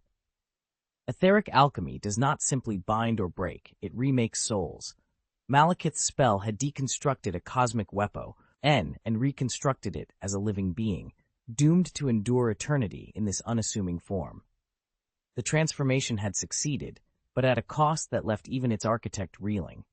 And so the sheep, this vessel of unimaginable force, bounded away from its shattered prison. Unaware of its own legacy of destruction, it ventured forth, a silent testament to both the folly of underestimation and the restless power that could not be caged. Ethan's life force had been nearly drained, an inevitable cost of ridding himself of the destroyer armor, the war machine that once fused with his soul. Malekith never imagined that even in the unassuming shape of a sheep, Ethan's power would endure. In truth, this transformation was less a weakening and more a rebirth of the armor's essence. Every divine blessing once channeled through that war relic, gifts from countless gods and celestial fathers, had been woven into the creature's very bones and fleece, forging a being whose strength could stand against all of Asgard. Word of this extraordinary sheep sent ripples of unease through the golden halls of the gods. They sensed it was no longer theirs to command. Its dormant might now outstrip any force they could muster. Yet the creature bore no ill will. Instead, it was driven by an almost innocent curiosity. It slipped into primeval forests to frolic with shy woodland beasts, raced across jagged mountain trails to dance in the crisp alpine breeze, and paused at quiet lake shores to sip at crystal waters. With each bound and every breath, it radiated a vibrant, pulsing energy, the unmistakable sign of divine power given new life in the most unlikely of hosts. High atop the golden halls of Asgard, the gods watched in stunned silence as the destroyer's armor took shape around an unsuspecting sheep. What had once been a simple lamb was now an uncontrollable force, horns glinting like black steel and wool spiked with crackling cosmic energy. Even the gods found themselves questioning the wisdom of Odin's creation. Thor, however, felt only an irresistible urge to face this new adversary. With a determined grip on Mjolnir, he leapt from the sky in a thunderclap, landing squarely before the armored beast. The ground trembled beneath its hooves as it recoiled in surprise, scrambling to dig a hurried furrow with its powerful horns, an instinctive bid for escape born of confusion and fear. "Easy now," Thor called out, raising one gauntleted hand in peace. "I'm not here to harm you. I only want to understand why you've taken up the Destroyer's power." The sheep froze, its frenzied digging slowing to a halt. It stared at Thor with wide, uncertain eyes, as though weighing his sincerity against the overwhelming force he represented. The god of thunder took a gentle step forward.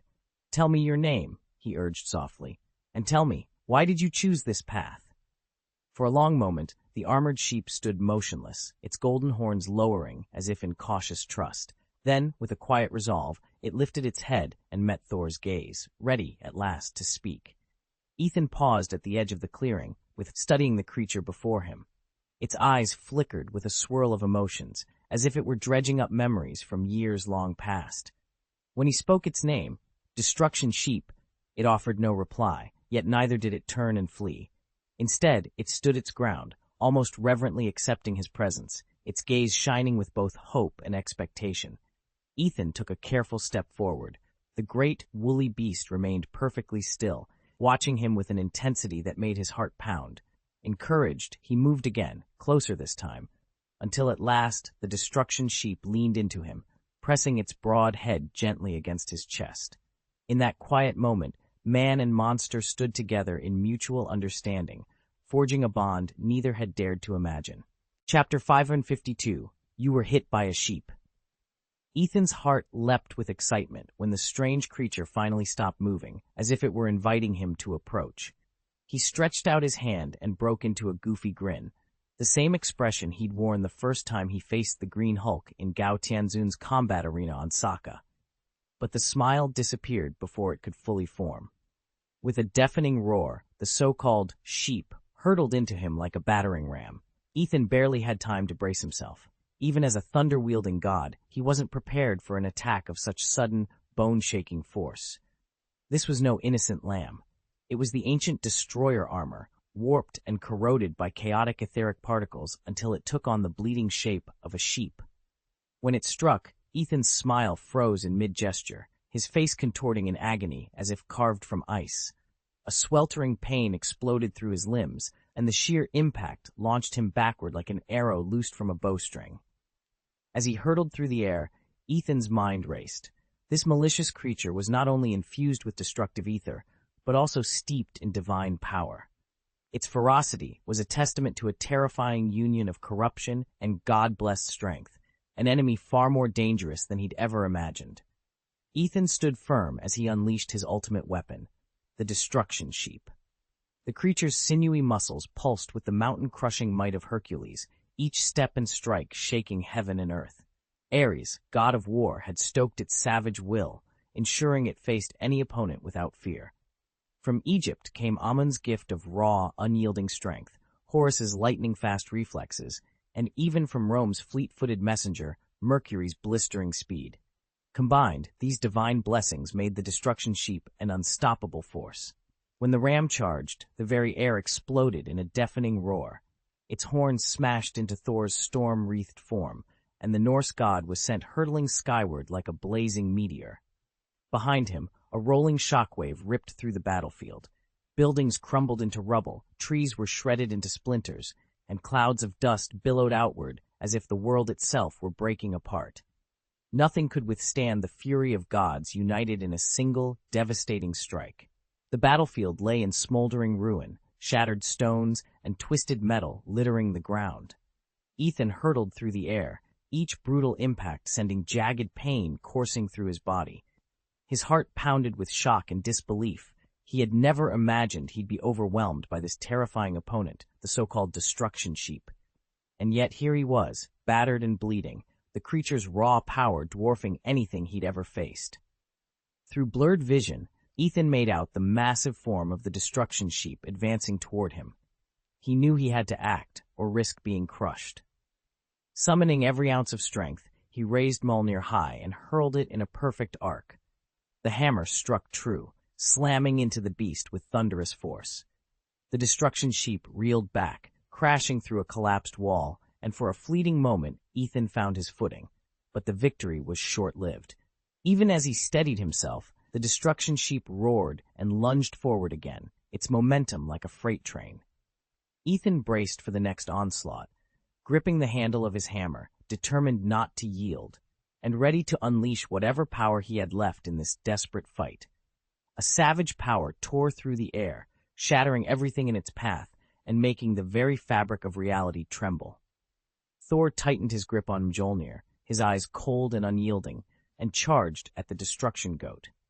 Each clash sent shockwaves rippling outward, reducing trees and boulders to dust as if the world itself were collapsing. The ground beneath their feet split in jagged fissures that snaked away like spiderweb cracks, swallowing up everything in their wake. What had once been a forest erupted into a whirlwind of green sawdust, darkening the sky. The entire battlefield had become a hellscape of ruin and death. Amid the choking dust and smoke, only two silhouettes remained: Thor, the god of thunder, and the monstrous destruction goat. Yet Thor felt no fear, only the thrill of battle and an ironclad faith in victory. With a roar that shook the heavens, he unleashed his full power, Mjolnir crackling with thunderous energy, determined to end this abomination once and for all. Ethan raised Mjolnir high, and in an instant bolts of lightning cascaded from his very flesh, illuminating the war-torn plain. "Mjolnir," he roared. With that battle cry, the enchanted hammer described a perfect arc, smashing into the monstrous destruction sheep. The creature let out a thunderous bellow, its wool singed and smoldering, but it did not falter. Instead, enraged, it lunged back with even greater ferocity. Ethan held his ground, swinging Mjolnir again and again in a dazzling display of power. The two figures became a blur of motion in midair, each strike reverberating like an earthquake. Thunder roared, sky clashed with steel, and the very earth trembled beneath their titanic struggle. At last, Ethan summoned his ultimate reserve. He drew in a deep breath, and from the depths of his divine essence burned a hellish fire, searing as molten lava, capable of scorching the soul. He stoked that inferno with his own thunderous energy, fusing blazing hellfire and divine lightning into a single devastating assault. In that moment, his strength peaked, and Mjolnir glowed with uncontainable fury. Just as the combined blast threatened to tear the heavens apart, a second hammer materialized out of nowhere, flying on an unseen current of wind to land squarely in Ethan's free hand. Now armed with two instruments of destruction, he steadied himself, ready to unleash judgment on the rampaging beast before him. Ethan hefted his other weapon, the gravity hammer, a monstrous maul that bent gravity to his will, alongside his familiar warhammer. In his grip, the two weapons felt like extensions of his very arms, swinging through the air in impossible, graceful arcs.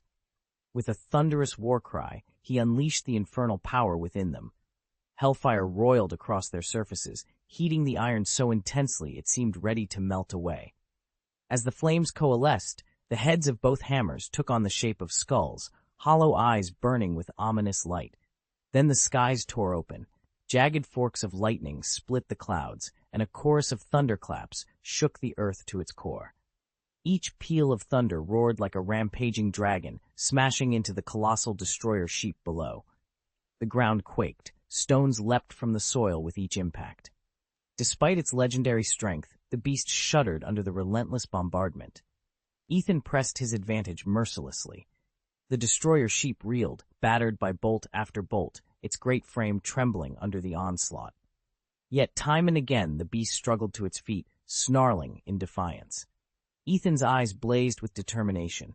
He raised both skull-headed hammers high and hurled them in a devastating double strike, their fiery blows landing with bone-shattering force. There would be no mercy and no respite until this abomination fell. Every strike drew a pained roar from the destroyer sheep, its great bulk swaying as though it might collapse at any moment. Yet the creature refused to yield. In an instant, its wool began to glow with an otherworldly light. Chapter 553, Mounts and Weapons. Zeus's divine power erupted in a blinding flash, as brilliant as the brightest star in the night sky. Infused with boundless energy, It commanded thunder and lightning at will. The moment Thor's strike met the destroyer ram, it dissolved like snowflakes before an avalanche, only to reconstitute itself as pure, crackling lightning. Thunder rattled through the beast's shattered form, as if it had become a new wellspring of celestial might. The light was so intense that no mortal could bear to look upon it. With a roar like rolling thunder, the destroyer ram unleashed its counterattack. Lightning bolts crashed down in a relentless barrage, far fiercer than Thor's original assault. It was as though 1,000 thunderclaps had been summoned at once, each impact hammering the ground with earth-shattering boom, boom, boom. Thor's expression hardened. He sensed that this power could shake the very foundations of the world and turn the cosmos upside down. He knew he had to give everything he had or risk utter disaster.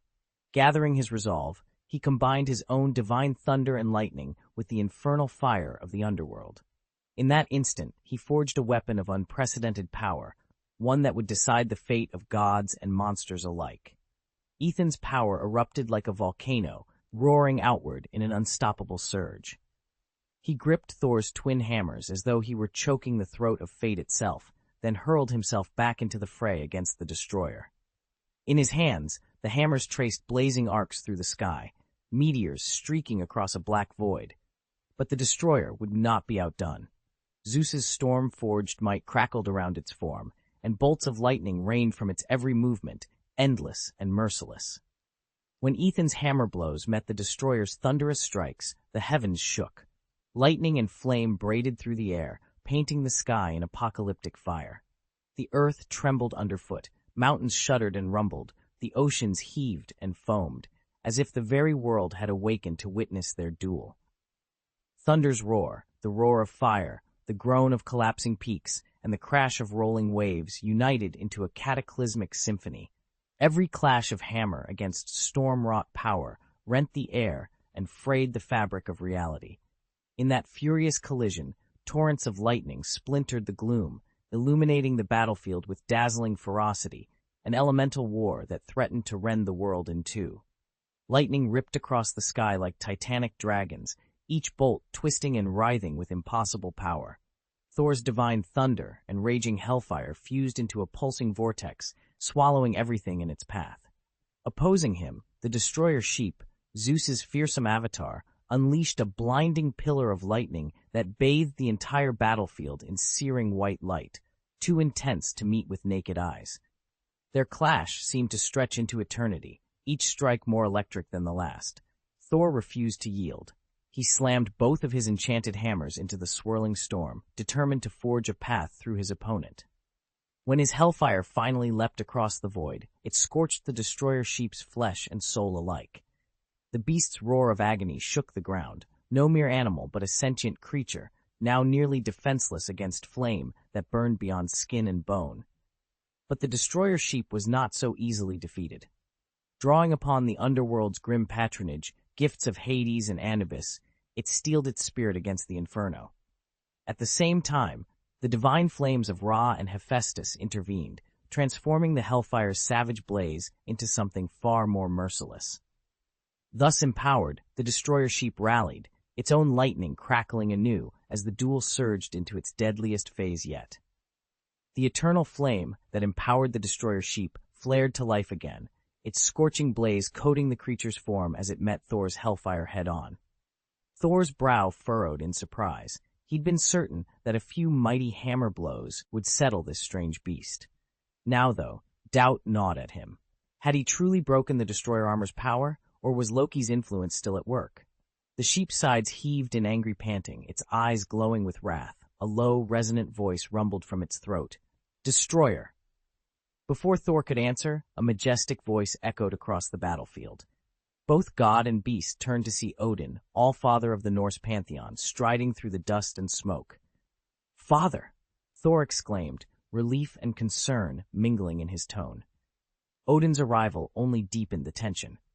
Strangely, the destroyer sheep halted its assault and lowered its head before Odin with unexpected meekness.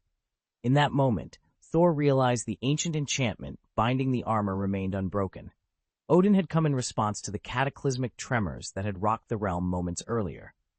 News of the destroyer armor taking the form of a sheep had reached him, but seeing it in action, its powers undiminished, confirmed just how perilous this new threat had become. Odin sat on his high throne, lost in thought, and then he realized something was missing from Thor's arsenal, a proper mount. After all, Odin himself had Sleipnir, and Hela commanded Fenrir. Why shouldn't Thor have something of his own? "Father," Thor called, striding forward, his twin hammers clasped tightly in both hands. He kept his distance from the hulking creature known as the Destroyer Ram, its bristling horns and molten red eyes giving him pause. Odin gestured for calm. "Sit, my son." He reached out and let the beast nuzzle his hand. "What do you think about making this creature your mount?" Thor blinked. "A mount?" He glanced at his hammers and then back at the ram. He'd never ridden an animal, even Loki hadn't. If he needed to fly, hadn't Mjolnir or Stormbreaker always sufficed? Still, he couldn't deny the raw force he'd witnessed when the ram had torn through armies. "It's powerful, yes, but will it obey me? And why do I need it?" Odin's gaze grew stern. "The Dark Elves are regrouping, and the Saiyans loom at our borders. You'll need every advantage against such foes." His mind flicked to memories of Raditz's overwhelming might. Thor shuddered. Taking a deep breath, Thor nodded. "Very well, I'll accept it. But if this ram won't follow my commands—" "It will," Odin promised, a warm smile breaking through. "Now, Thor, journey to Nidavellir and prepare your new steed.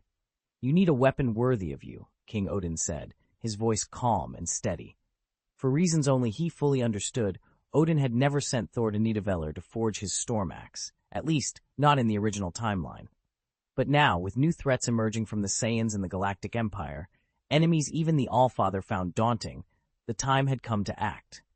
Thor's knack for dual wielding had grown into a liability. Mjolnir had been given to him so he could master the divine power within, yet when he claimed a second hammer, his focus was split. He adored them both, and Odin knew that without a single supreme weapon to call his own, Thor risked losing control in the battles ahead. "King Atri agrees. You need the axe," Odin reminded the court. And so the storm axe was commissioned. Its blade would be forged from Uru, the legendary Asgardian metal. Uru's reputation was unmatched. It formed Thor's hammer, Mjolnir, lent strength to Odin's eternal spear, and even powered Iron Man's anti-Thor armor in the Scattered Tales of Midgard. Now, the same mighty metal would shape Thor's destiny once more. Chapter 554, New Weaponry. Ethan watched as Thor examined his latest armaments. With the fearsome destroyer as his mount and the soon-to-be-completed storm axe at his side, the Thunder God's power was set to surpass even his greatest feats. Months of grueling training, shaped by the brutal rigor of the Saiyans, had transformed Thor into the legendary Muscle Thor. Yet one thing still eluded him, the full mastery of his innate divine energy. In the original timeline, Thor only unlocked his true potential after losing Mjolnir in battle. Stripped of his hammer, he was forced to rely entirely on his own thunderous might, and in that crucible, his godlike power finally awakened. Now that Mjolnir had been restored, that same spark risked remaining dormant. Odin anticipated this. By commissioning the storm axe, he wasn't merely forging another weapon, he was creating a focal point to reignite Thor's inner storm. Unlike the improvised haft of Groot's arm used in Avengers 3, the axe's true design called for a sturdy metal handle, precisely engineered to channel divine lightning just as efficiently as Mjolnir's enchanted shaft. Ethan could almost feel the latent energy humming through the room. Once Thor wielded the storm axe with its proper handle, he would tap into a torrent of power more formidable than any Asgard had ever seen. Ethan studied the official concept art of the original Stormbreaker and felt a surge of admiration. The axe's head, a seamless silver-white monolith, radiated raw power. Yet the handle, in every promotional image, was grotesquely rough, a stump of Groot's arm that hardly seemed to belong to such a finely wrought weapon. He understood why. When King Eitri first forged the Stormbreaker, he'd poured all his skill into shaping the axe head. There was no preformed mold for a handle. In the rush to arm Thor against Thanos, no one had paused to design a proper haft. In practical terms, it didn't matter. The Stormbreaker's true potency lay entirely in its head. But after the forging, Thor emerged grievously wounded, barely clinging to life. To save him, Groot sacrificed part of his own arm and fused it to the weapon. Only by channeling Thor's celestial power through that makeshift handle could the god of thunder survive. The completed Stormbreaker not only healed Thor's wounds, but also unlocked his ability to summon the Bifrost. This time, however, everything would be different. Thor was no longer racing against death. He had the breathing room to oversee every detail of its rebirth, from the curvature of the haft to the engraving on the blade. And King Eitri, granted twice the time he'd ever had, could forge a handle worthy of such a mighty axe. Ethan closed his eyes and pictured the new design, gleaming steel perfectly balanced with a grip of intricately woven uru, every rune in its place. When at last the Stormbreaker stood complete, it would honor both its maker and its wielder, and it would bear no scars of desperation. It would be, truly, the greatest weapon in the universe. Furthermore, it offered the dwarves a chance to avert total destruction. They had been all but wiped out when Hela shattered the ancient seal. Odin the Allfather fell in battle. Hela's forces nearly razed Asgard, and Thor and Loki were cast back to Sakaar. During that chaos, every plea for aid from the dwarves went unanswered. King Eitri, master smith of the hidden forges beneath Asgard, dared not show even the slightest disrespect when the thunder god himself strode into his workshop. For centuries, the dwarves had been Asgard's foremost weapon makers, forging enchanted arms for the gods. Now, Asgard's prince was here in person to review their work, and that was the highest honor a dwarf could imagine. Eitri, Thor thundered, his eyes alight with excitement. I've come for my new weapon. Father says you've designed a battle axe especially for me. King Eitri bowed respectfully and gestured toward a nearby bench. There, a detailed sketch lay spread out, the silhouette of a massive axe, its broad blade etched with eldritch rune, its shaft reinforced and crowned with a gleaming gemstone. Indeed, my prince, Eitri replied. This is the axe I have forged for you. This battle axe has been designed specifically around your strength profile, Eitri explained, spreading a parchment blueprint across the workbench. Ethan leaned in, studying every line and curve of the plan. He could already feel the raw power it would wield once forged. Ever since he'd been bested by the Saiyans and later by Black Caesar, he dreamed of a weapon mighty enough to turn the tide. His father had always refused the request, until now. But Ethan's optimism faltered when Eitri's next words cut through the workshop's warm glow. To create the most powerful axe possible, we'll need to melt down both of your hammers and use their metal as the core of the head. Eitri's tone was solemn, betraying how difficult this decision was. Ethan's gaze dropped to the floor. His hammers had been with him through every skirmish and every triumph. They weren't just tools, but symbols of his journey. Eitri, why must it be my hammers? He asked quietly, his voice tight with reluctance. Eitri offered a sympathetic nod. I know what those hammers mean to you, but their steel is uniquely tempered by your strength, and it's exactly what this axe needs to achieve its full potential. He paused, letting the weight of his words sink in. Give me your trust, and I will forge a weapon worthy of the challenges ahead. Eitri paused in the glow of his forge, sparks dancing around him. Thor, this is a choice only you can make. If you agree, your hammer won't be lost. You'll simply carry it in a different form. Thor stood silent for a long moment, weighing Eitri's words. Finally, he shook his head, voice firm. No, Eitri, no one will ever touch my hammer. They're more than just weapons to me. I can't imagine my life without them. Eitri met Thor's unwavering gaze and fell silent. He recognized how deeply Thor loved and depended on his hammers. Whatever path Thor chose, Eitri vowed to support him. With that unspoken promise, Thor turned away and left Nidavellir, his heart heavy with conflict. He knew Eitri was right. Crafting a mightier weapon would require sacrifice, yet he could not bear to give up his beloved hammers. As he walked away, Thor resolved to find a way to keep his trusted weapons while forging something new, aware that this decision would shape every battle yet to come. Thor longed for the perfect solution, one that would allow him to wield two mighty weapons at once. Determined, he returned to the grand halls of Asgard and sought out his father, Odin. In the gilded throne room, he poured out his thoughts and frustrations, hoping for guidance. Odin listened quietly, his expression thoughtful. After a moment of reflection, he spoke gently. My son, I know how deeply you cherish your weapons and how fiercely you've pursued greater power. But sometimes, to gain even more, we must be willing to let go. He paused, choosing his words carefully. That is why I enlisted King Atri of the dwarves to speak to you.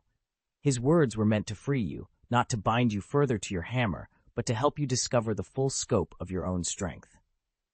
Thor absorbed his father's counsel, realizing that true power often lies beyond the tools we carry. Chapter 555, The Forge of Destiny. Ethan had always prided himself on being the god of hammers rather than the god of thunder. As long as Mjolnir rested in his hand, what force could challenge him? Yet here, in the great forge of Valhalla, a second hammer lay beside his beloved weapon, the gravity hammer, its origins as mysterious as its power. Odin's stern gaze flickered with unease.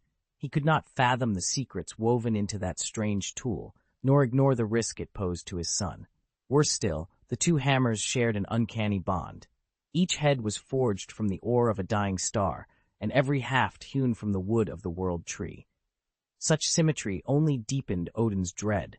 What hidden magic linked them? If left whole, those enchantments might run wild. So the All-Father made his decree. Both weapons would be melted down together, their unpredictable forces purged in the purifying flames of Muspelheim. But Odin would not stop at mere destruction.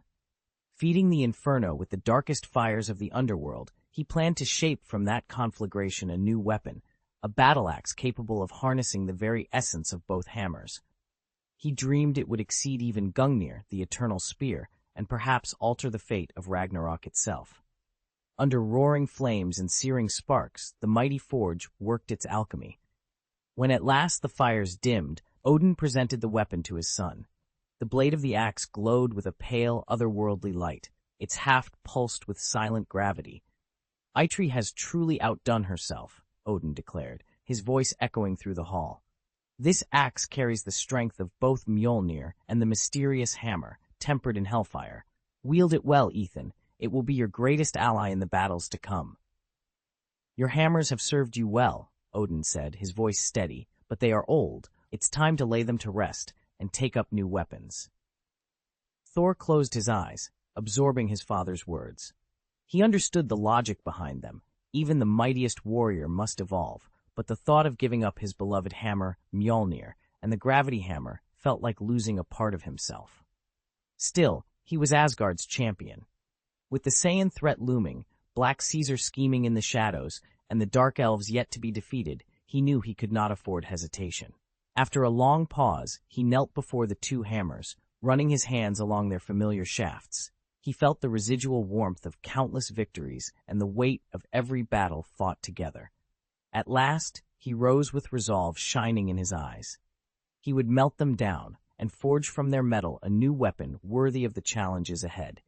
A great battle-axe, born from his past but destined for his future, as designed by the master smith Eitri. Without a word, Thor summoned his ram of destruction and thundered across the Bifrost to Nidavellir. When he arrived at the dwarven forge, its forges roaring like captive storms, Eitri awaited him beside a gleaming mold. The axe head was already cast, its lines clean and balanced, and even the haft had been shaped to Thor's exact specifications. "Thor," Eitri said, wiping soot from his brow, "it seems you have made your decision." Thor smiled, gripping the haft. "Let's finish this." Thor watched intently as King Eitri of Nidavellir stoked the blazing core of the neutron star forge. Pale blue light danced off the stone walls, illuminating the massive anvil at its heart. "A fully integrated battle-axe, just as we planned," Thor said, his voice steady with anticipation. Eitri's broad shoulders rippled with each hammer strike as molten metal flowed into shape. Nidavellir, the dwarf world bound to Asgard, was renowned throughout the cosmos as the ultimate forge of legendary artifacts. Even the likes of Rocket and Drax, members of the Guardians of the Galaxy, spoke in awed whispers about this sacred smithy. It was here that Thor's own hammer, Mjolnir, had been forged. Here, too, were crafted Heimdall's sword that guards the Bifrost, Sif's gleaming blade, and Gungnir, the spear of Odin, also known as the Spear of Eternity. In Asgardian hearts, Nidavellir's workmanship stood above all, weapons as elegant as the finest iPhone, yet as indestructible as the sturdiest ancient steel. Legends told of starships lost to hyperspace and warlords ruined by underestimating a dwarven weapon. Every hammer blow in this forge carried the weight of millennia, and every finished blade was a masterpiece, durable, timeless, unrivaled. For any power that aimed to dominate the universe, an alliance with Nidavellir was indispensable. With their unparalleled craftsmanship, the dwarves could tip the cosmic balance. Thor gripped the newly shaped axe, its runes still glowing faintly in the forge's afterglow. "A perfect weapon," he murmured, eyes shining. King Atri merely grunted in satisfaction as he wiped sweat and forge dust from his brow. Around them, the forge fell silent, save for the hiss of cooling steel. In that moment, the bond between god and dwarf reaffirmed itself, an alliance destined to shape the fate of worlds. Ethan felt the ground tremble beneath his feet as the neutron star furnace rumbled to life. All across Nidavellir, people paused in their tracks, holding their breath as the colossal engine stirred. Neutron stars are among the universe's most enigmatic and potent forces, so dense that a single cubic centimeter can weigh between 80 million and 2 billion tons. Their gravity is so fierce that even light, skirting too close, must arc away in a curved path. Yet thanks to the star's mysterious outer shell, a kind of natural force field, Nidavellir remains blissfully safe from its pull. At the heart of the facility, a cadre of dwarven engineers manipulated jagged steel rings that hovered around the neutron core like giant clockwork gears. With millimeter-perfect adjustments, they redirected the star's raw energy into the furnace's intake channels. Ethan watched the dwarves' practiced hands tighten control rods, recalibrate magnetic stabilizers, and align the star rings in a precise orbital dance. Every motion hummed with purpose. Then came the moment of ignition. One dwarf flipped a massive lever, and the entire structure flared to life, bathing the chamber in a blinding, electric blue glow. Streams of power arced outward, crackling as they followed the conduits the dwarves had so carefully set. In that instant, Ethan realized how close they'd come to harnessing one of the universe's deadliest phenomena, and how boldly Nidavellir had dared to master it. Boom! A deafening roar rent the air as a furnace of unimaginable power, its core hotter than 1,000,000 suns, ignited like a colossal dragon set free. The heat pierced every inch of the forge, yet Thor and Dwarf King Atri stood undaunted. After all, Atri himself had once lain atop the raging hearth to inspect its depths, unharmed, and this alone testified that the forge could withstand well over 1,000,000,000 degrees. "Atri," Thor called, voice steady. "Now," the Dwarf King urged. In his right hand, Thor held Mjolnir, in his left, the legendary Hammer of Gravity. Each had been his constant companion through victory and defeat. To cast them into the flames felt like forsaking a piece of his soul. "Farewell, my friends," he whispered, and with solemn resolve he let both weapons fly. They plunged into the inferno, sparks hissing as the cold metal met searing heat. Thor watched as they melted away, mingling with the molten heart of the forge. A wave of sorrow washed over him, but beneath it lay anticipation. He knew these sacrifices were the first step toward forging a mightier weapon yet, one worthy of Asgard itself. The furnace's flames roared like a living thing, and the twin hammers hanging above it began to glow, their edges slowly liquefying in the intense heat. The scene felt charged with arcane energy, as if each passing second carried the weight of some ancient rite. Thor stood to one side, watching every flicker of flame and spark of molten metal. "Thor," called King Atri, his voice steady despite his racing heart. "Add your hellfire. Pour in your divine power." Atri did not fully understand what hellfire meant, only that it was Odin's command. Thor bowed once, then thrust both hands toward the furnace. A surging tide of emerald and crimson flame leapt from his palms, crackling with thunderous force. It slammed into the molten steel and iron, instantly fusing with them in a brilliant eruption of light. The air trembled as fire and metal intertwined, purifying the molten mass and forging it stronger than ever before. Sparks flew like shooting stars, and the furnace's glow intensified until it seemed to burn away every imperfection. Idri's breath caught in his throat. He longed to see the finished battle axe, its edges keen, its head unbreakable, but he could not banish a flicker of doubt. Would this miraculous fusion hold, or would their efforts be consumed in flame? He watched, heart hammering, as the crucible of fire revealed its answer. Chapter 5 and 56, Boros and Thanos. At last, as the final molten rivulet turned solid, a new battle axe took shape before Thor. This weapon was far from ordinary. It was the culmination of countless arcane forces. It carried the crackling essence of Mjolnir's lightning, the deep gravitational pull of the hammer of gravity, and had been purified in the white heat of hellfire. Every edge of the axe gleamed with an ancient legend. Every glint of light hinted at boundless power. Its blade shone like a distant star, so brilliant that any direct glance felt like defiance. Thor stood before the forge's anvil, his eyes locked on the magnificent weapon. He sensed a raw, surging energy radiating from its steel, a relentless tide of strength, constant and unwavering, as though the axe itself were beckoning him to test his limits. Drawing a deep breath, Thor extended his massive hand and wrapped his fingers around the axe's handle. In that instant, it was as if he and the weapon became one. He could feel its heat, its power, and somehow, its very soul. This new battle axe has become an extension of him, magnifying and unleashing his thunderous might like never before. Where Mjolnir once helped Thor channel the power of the storm, this axe has elevated it to an entirely new level. It is far more than a mere weapon. It is the very symbol of his authority and the testament to his determination to defy fate. Much like the eternal spear in his other hand, this axe is a royal artifact reserved for Asgard's rightful ruler. Both weapons bear potent runic enchantments. As the Dwarf King himself declared, this axe is the most powerful armament ever forged in Asgard's history. Even the legends say it can fell Thanos. That is why, after joining forces with the Guardians of the Galaxy, Thor made straight for Nidavellir without hesitation. He wasn't merely after a new weapon to stand against Thanos. He wanted to discover the limits of his own power and steel his courage for the fight to come.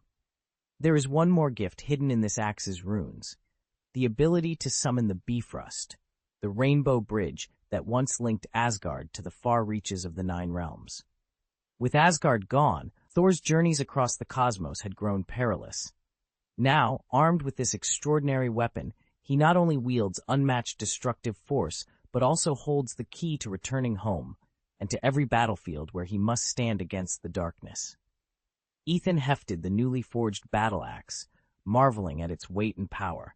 With this weapon, he could summon the Rainbow Bridge at will, piercing the void between stars and arriving anywhere he chose. In the Marvel Universe, the Rainbow Bridge isn't just a pathway or a gadget's trick. It is a direct extension of Odin's power, the hallmark of Asgard's king. By ancient custom, every royal weapon is imbued with an enchantment in its very mold, granting the bearer access to that kingly might. But this axe was different. During its forging, hellfire was fused with Thor's own thunder god energy, transforming it into something far greater than the storm axe it was meant to be. It has no official name yet, and it has clearly transcended its original design to become a true artifact of legend. Ethan pressed his fingers against the haft and felt a surge of divine force coursing through him, majestic, roaring, and unmistakably Odin's. In that moment, he knew this axe would be his greatest ally in the battles to come. Ethan held the new battle axe reverently, marveling at its gleaming head and the latent power within it. This weapon was more than just steel and magic. It was the embodiment of his strength, his faith, and his unshakable determination. No matter how perilous the road ahead might be, as long as this axe remained in his grasp, he would find the courage to press on. "It's beautiful," he whispered, awe tinging his voice, "and so powerful." He'd lost Mjolnir, and with it much of his old mastery over gravity, but none of that mattered now. This axe was better suited to the trials yet to come, even if he'd always had a fondness for hammers. After a moment's thought, Ethan spoke to the weapon as though it could understand him. "From this moment on, you shall be called the Power of Ethan." By naming it, he sealed their bond. The power of Ethan would carry his wrath and his hopes alike. With that name, the weapon became an extension of himself, complex, formidable, and alive with potential. Clutching it in one hand and accompanied by the ominous hum of the destroyer at his back, he felt the reckoning draw near. The time had come to strike back at the Dark Elves and avenge the wrongs they had inflicted. Far beyond the flicker of distant stars, in the silent depths of space, a gargantuan vessel hovered in orbit. This was Boros' flagship, the Cyclops No. 1, an imposing blend of ancient craftsmanship and alien technology. Strange runes and interlocking plates formed a story etched into its hull, a story of conquest, of battles won and lost in ages forgotten. And now, as Ethan prepared for his own war, that silent titan of the void would have its part to play. Ethan stood on the bridge of the starship Cyclops No. 1, watching the one-eyed emblem on its prow pulse with cold light. Like an eternal star, it cut through the void, guiding every warrior aboard. Across the empty expanse, however, an even more formidable sight emerged. A vast armada of black warships gliding in complete silence. Each vessel was coated in an inky sheen, their sharp angles and dark hulls reminiscent of swords slicing through space. So numerous were they that they swallowed the distant starlight, plunging the area into an oppressive darkness. These were the Dark Cult's ships, deadly instruments of an organization steeped in mystery and malevolence, bent on universal conquest. Their true strength and origin were shrouded beyond all intelligence reports. Only whispers spoke of corruption and power that bent reality itself. As the fleet drifted closer, a tangible pressure filled the bridge. It was as though an invisible hand tightened around Ethan's throat, stealing his breath away with its weight. At the very heart of the formation floated an immense throne, suspended motionless amid the warships. Forged from an unknown alloy, its surface shimmered with faint, shifting lights, hints of some arcane energy coursing through it. Ethan felt the hum of that power even from across the void, and he knew this throne was the seat of whatever dread force commanded the Dark Cult. He tightened his grip on the console's railing. The Cyclops No. 1 was badly outnumbered, but its crew would not falter. Ethan drew in a steady breath, steeling himself. The coming battle would test every ounce of their courage and determine the fate of countless worlds. Seated on the throne was a colossal figure clad in gleaming golden armor, its surface etched with mysterious runes and inset with brilliant gems. His skin was the dark, weathered purple of ancient stone, his chin massive and furrowed by deep vertical ridges, a visage that struck awe into anyone who beheld him. Muscles like iron and granite rippled beneath his armor, exuding raw, unstoppable strength. His eyes burned with an icy light, as if he could see straight through the souls of all who dared meet his gaze. Around him pulsed an aura of staggering power, rippling outward like a force that could rend the very fabric of reality. This was the mad titan Thanos, his name whispered in fear across the expanse of the cosmos. Ambitious, ruthless, and nearly invincible, he sought to bend the universe to his will. Few believed anyone could stand against him. "Finally, I've found you, Thanos." Boros' voice crackled through the comlink as the Cyclops flagship relayed his signal. Chapter 557, Clash of the Cosmic Overlords. Ebony Maw surveyed the newcomer with thinly veiled disdain. "Another feeble challenger claiming to be an Avenger?" he sneered. Before him stood a towering one-eyed warrior, clad in gleaming armor, his massive battle-axe crackling with raw menace. Under Thanos' command, Ebony Maw had confronted countless so-called heroes and would-be conquerors. Each had dreamed of humiliating the Dark Cult or exploiting its fearsome reputation, yet every one of them had been scattered like stardust, mere stepping stones on Thanos' inexorable march to galactic domination. Seated upon his dread throne, Thanos' gaze was cold and unyielding. In his mind, this so-called Cyclops-class flagship, proudly christened No. 1 by its crew, was no more than a pebble in the ocean of stars. He had grown accustomed to the theatrics of pretenders, avengers, challengers, thrill-seekers, all swept aside by his cosmic will. Still, he welcomed any soul bold enough to bend the knee and join his dark cult. Ethan, the one-eyed giant, stood motionless beneath that overwhelming presence. His single luminous eye met Thanos' gaze without a flicker of fear, only steely resolve. Ebony Maw inclined his head, voice brimming with reverence. "Master, shall we eliminate this obstacle at once?" Thanos had planned to unleash every warship in his fleet in a single, devastating salvo to wipe out Boros' ships on this forsaken world. Instead, he shook his head, fixed Boros with a steady gaze, and said, "There's no need for that." He could feel the tremendous energy coursing through Boros, power that far surpassed even the combined might of his 5 black generals. If Boros allied with him, victory would be all but assured. Boros had brought his Cyclops-class dreadnought to rest on the planet's barren surface. Around them lay an endless wasteland, a silent plain under a pitch-black sky, punctuated only by the faint glow of distant stars and drifting planets. Thanos halted at the command throne of his own ship, then rose and strode down the gangway. With every step, the ground trembled beneath his resolute power.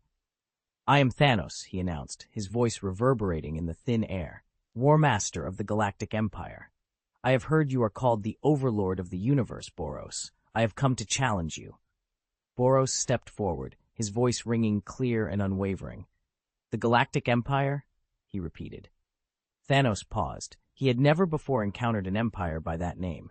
In all his experience, only a handful of galactic powers claimed true dominion over the stars, and each was legendary in its own right. Ethan had never heard of this so-called Galactic Empire, but that didn't make him any less wary of Boros. Empires of that name never lack for power, and Boros's sheer energy output was proof enough that he shouldn't be underestimated. "You challenge me, Boros? Very well. I, Ethan, accept." The instant those words left his lips, the universe seemed to hold its breath. Across the star-speckled void, rivulets of energy flared like battle pennants, announcing the clash to come. Then Boros vanished in a blur, transforming into a blazing meteor as he hurtled toward Ethan. His speed defied comprehension, as though he'd ripped open space itself, and on his clenched fist burned a light more furious than a dying star, glaring so brightly that no one could stare directly at it. That inferno in his palm threatened to reduce everything to ash, yet Ethan stood his ground. His eyes, dark and unyielding, cut through the brilliance like twin blades, cold enough to devour the light itself. And so the two forces met on that silent battlefield, each ready to unleash the storm they'd long restrained. In the boundless void, Ethan squared his shoulders and drew in a deep breath. With a clean motion, he clenched his right fist, and immediately a majestic swirl of cosmic energy coalesced around him. The power grew so intense, it seemed to tremble through the very fabric of space. Then, with a single cry, he unleashed his blow. A thunderous shockwave tore outward, ripping a jagged path through the emptiness and hurtling straight at Boros. The force was enough to pulverize any obstacle in its way, or so Ethan hoped. Boros didn't flinch. He charged headlong into the oncoming wave, meeting Ethan's strike with a counterpunch of his own. At the instant their fists collided, an explosion of light erupted, blinding, brilliant, as though 1,000 suns had ignited simultaneously. The impact forged a swirling storm of energy, raging so violently it threatened to swallow the cosmos itself. Nearby, Thanos observed the duel with a single, arched eyebrow. The infinity gauntlet on his left hand began to glow, each of its 6 stones flaring with raw power. Thanos closed his fingers into a fist, channeling energy that pulsed through the gauntlet in dazzling waves. The light it cast rivaled even the brilliance of Ethan and Boros's collision. Unwilling to yield an inch, Boros roared and braced himself, gathering every ounce of strength for the next strike. In that moment, 3 titans, Ethan, Boros, and Thanos, stood locked in an epic standoff, each one poised to unleash a force that could reshape the universe.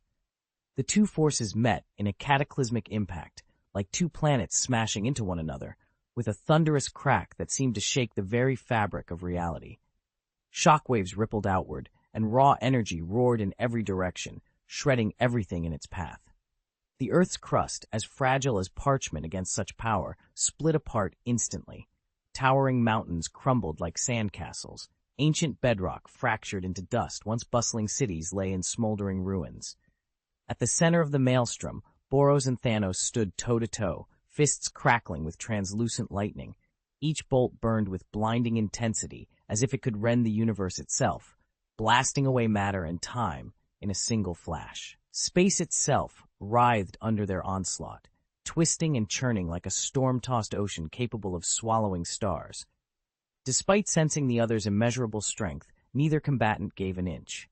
As thunder rolled through the air and the ground quaked beneath them, they pressed on, 2 unstoppable forces locked in a fight that threatened to consume everything in existence. "That's it!" Boros roared, adrenaline surging through him. He could sense the raw might emanating from Thanos, power that few could even endure. Thanos, for his part, seemed momentarily taken aback by Boros's resilience.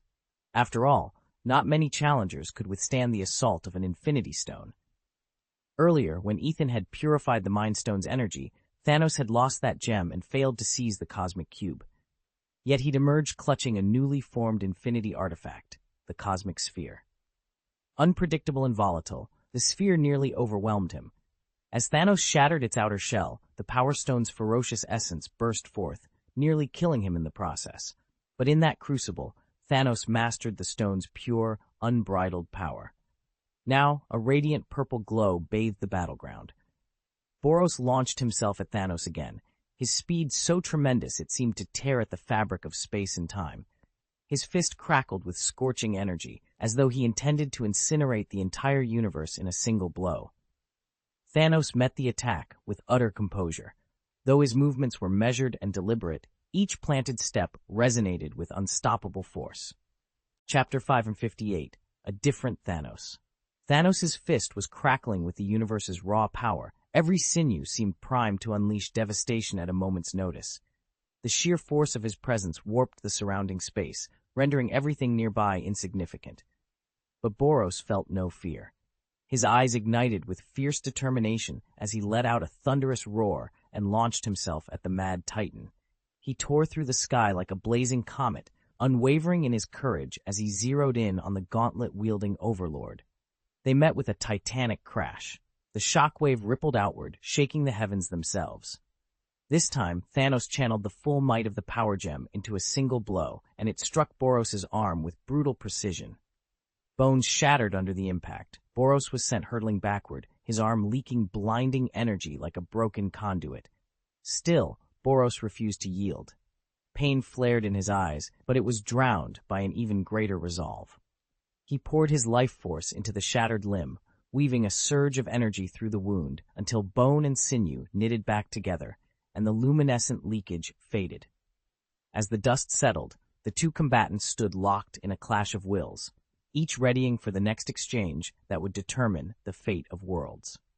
Energy surged into the shattered limb, knitting bone and muscle back together until Boros' arm was whole again. Thanos watched with a tightening frown. In all his voyages across the stars, he had encountered healing abilities of every kind, but he had never seen anything as devastatingly effective as this. "So that's it," he said slowly, his voice carrying both respect and guarded wariness. "You're a semi-energy life form. As long as you have a power source, you can heal any wound. Quite an impressive trait." Thanos studied the restored arm, his centuries of experience immediately recognizing the extraordinary nature of Boros' physiology. Boros cracked his knuckles, flesh fresh and unmarked. "Exactly," Boros replied proudly. "I don't tire the way you organic beings do. You slow down, you bleed out, you can be worn down by compounding injuries. Me, I only need energy. Feed me, and I fight at full strength while even my gravest wounds vanish." Boros' chest swelled with pride at the mention of his race's legendary vitality. Thanos simply regarded him with a thin, calculating smile, unperturbed by the boast.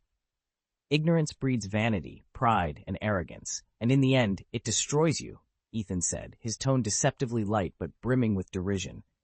He was openly mocking Boros' conceit. Enraged, Boros let out a furious roar and lunged forward, fist cocked to crush Ethan. But Ethan simply smiled, raised his gauntleted hand, and unleashed a concentrated blast of energy. The shockwave struck Boros full on, sending him sprawling backward, unconscious before he hit the ground. Ethan surveyed the cracked infinity gauntlet wrapped around his fist and said coolly, "It's still just a prototype, but it's more than enough to handle you." He wasn't boasting. Driven by an insatiable thirst for knowledge, Ethan had forged this gauntlet himself. If Tony Stark could engineer a suit to harness the Infinity Stones, how could Ethan, cursed by wisdom and ambition, have done any less? Seeking out dwarves to craft his weapons would have been beneath him and a betrayal of his own legend. In the Marvel Universe, a thirst for knowledge can be as deadly as any weapon. Thanos, ever the scholar, had poured every bit of his intellect into forging a new Infinity Gauntlet, one strong enough to contain the newly discovered power gem. Yet even his genius creation began to betray him, hairline fractures snaking across its surface under the gem's unrelenting force.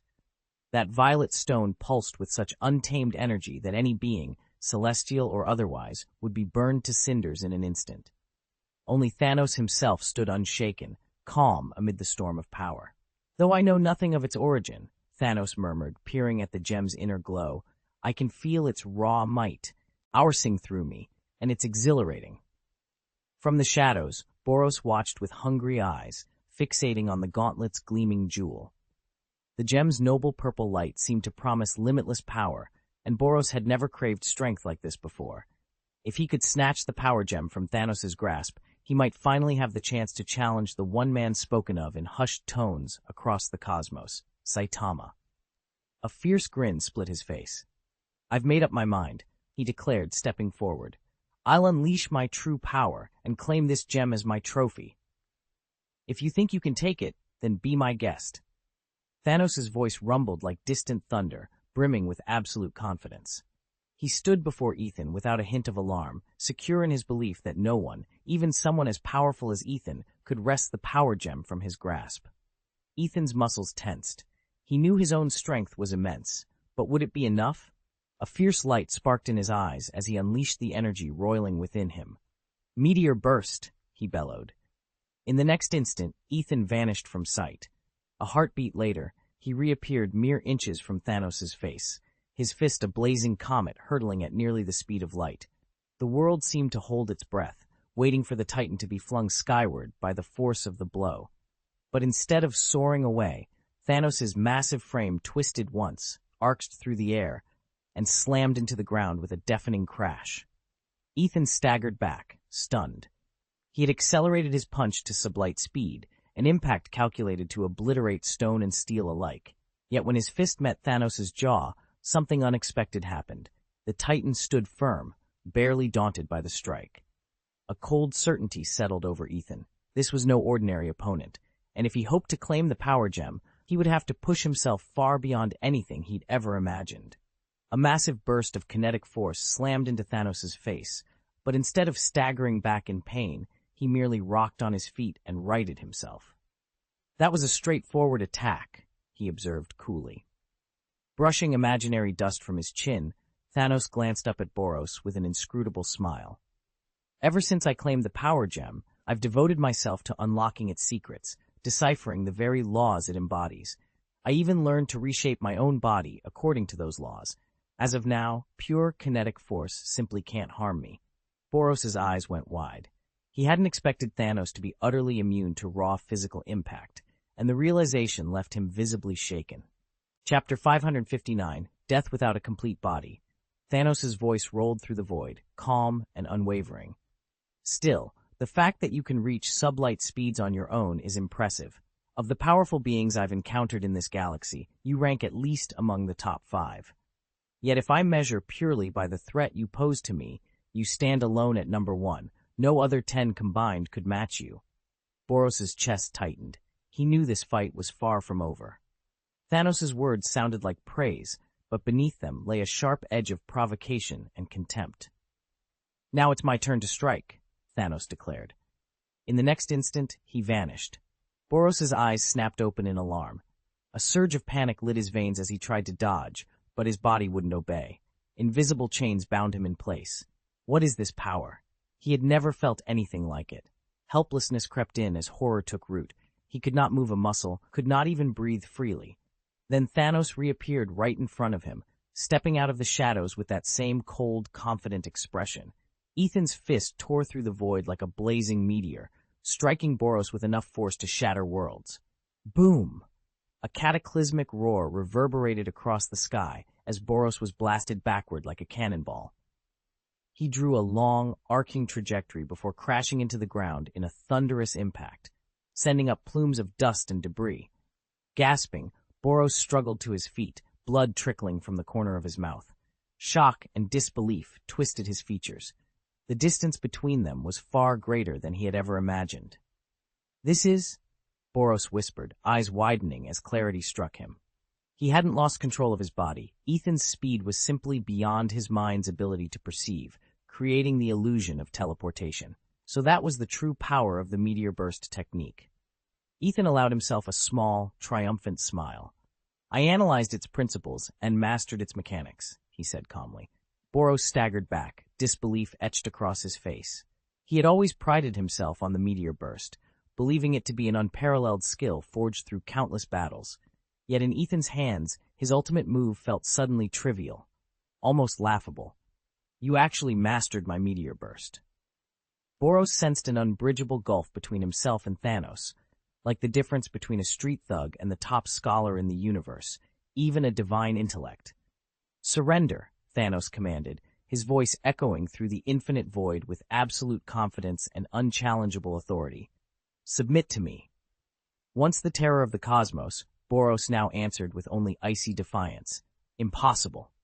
His tone rang with unshakable resolve, as though no power could bend his will. Thanos inclined his head ever so slightly, revealing no surprise.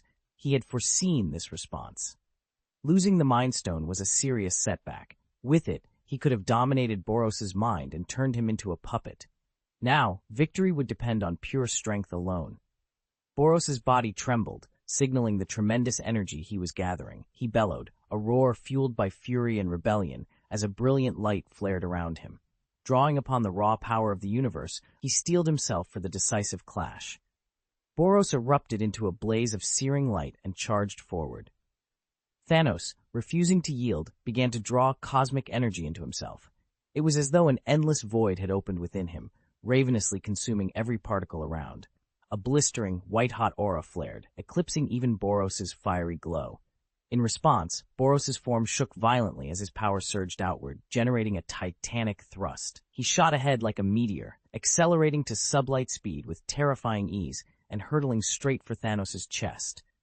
Thanos merely sneered. In an instant, the aura around him burst brighter still, and he accelerated to true light speed, leaving a dazzling comet trail across the sky. The two warriors met in midair with a thunderous crash that rent the very fabric of space. Jagged fractures rippling outward. At the moment of impact, Thanos' punch connected with unstoppable force.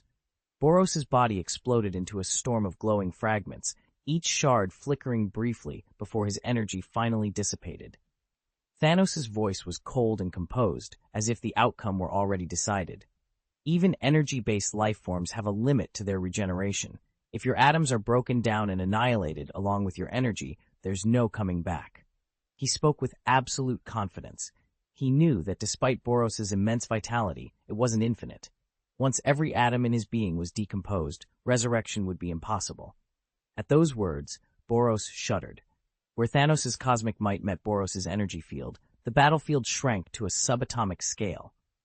Atoms, the very building blocks of matter, revealed their most extreme nature. Under Thanos' relentless pressure, Boros's densely packed atoms began to unravel. Invisible forces tore nuclei and electrons apart, rupturing their bonds in a heartbeat. Protons and neutrons, the positively charged and neutral particles at the core of each atom, were stripped away and scattered by the tremendous energy wave. The moment Thanos unleashed his full power, Boros's very atoms began to unravel.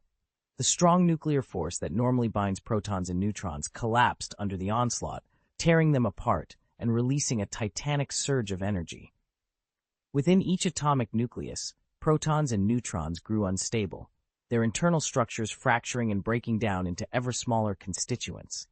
Electrons, too, were flung from their orbits, forming a seething electron cloud that pulsed with blinding light and raw energy as the freed particles raced through space at incredible speed.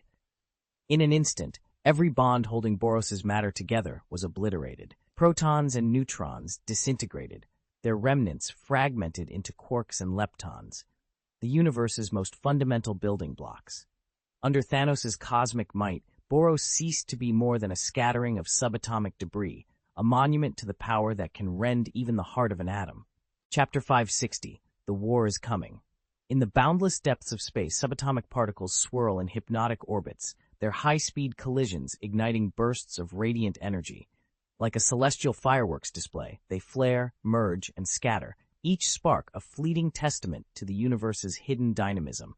Against this dazzling backdrop, Boros met his end. Under the unrelenting force of Thanos, Boros's body shattered as though it were delicate glass.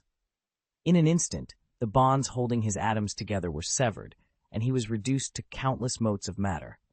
Those fragments, too small for any eye to track, were cast into the infinite void, dissolving into nothingness. The process, though spectacular on a subatomic scale, was utterly silent and invisible without advanced instruments. No flare of light marked Boros's final collapse, only the steady, inexorable pull of Thanos' power. Bit by bit, Boros's existence unraveled until there was nothing left but scattered particles drifting toward the abyss, a testament to the titanic might now poised to change the fate of the cosmos. As Boros's form unraveled, the tremendous energy that had sustained him bled away in an instant. The towering pride and unshakable dignity that had once carried him across the stars dissipated like smoke, swallowed by the depths of the void. In his final moments, terror and despair warped his once imperious gaze. He knew, with a terrible clarity, that nothing could avert the fate closing in around him. His body atomized into trillions of glittering fragments, each one a shard of raw power, scattering through the universe. As they drifted outward, their glow dimmed, until they too would be extinguished in the endless dark. Rage and bitter regret coursed through Boros's last heartbeat. He had sworn he would not fall so ignominiously, nor watch his hard-won glory vanish. Yet no struggle, no defiant roar, could reverse the inevitable. Even his furious resistance could not halt the cosmic law claiming him.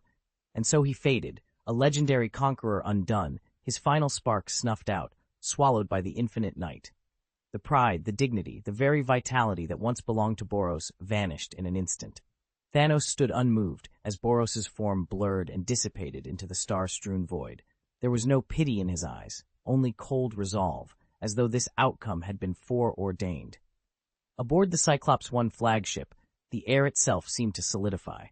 Crew members stood frozen, their gazes fixed on the hero who had led them through countless victories. Boros's once indestructible body, solid as iron, grew translucent under Thanos' power, like smoke caught in a gale.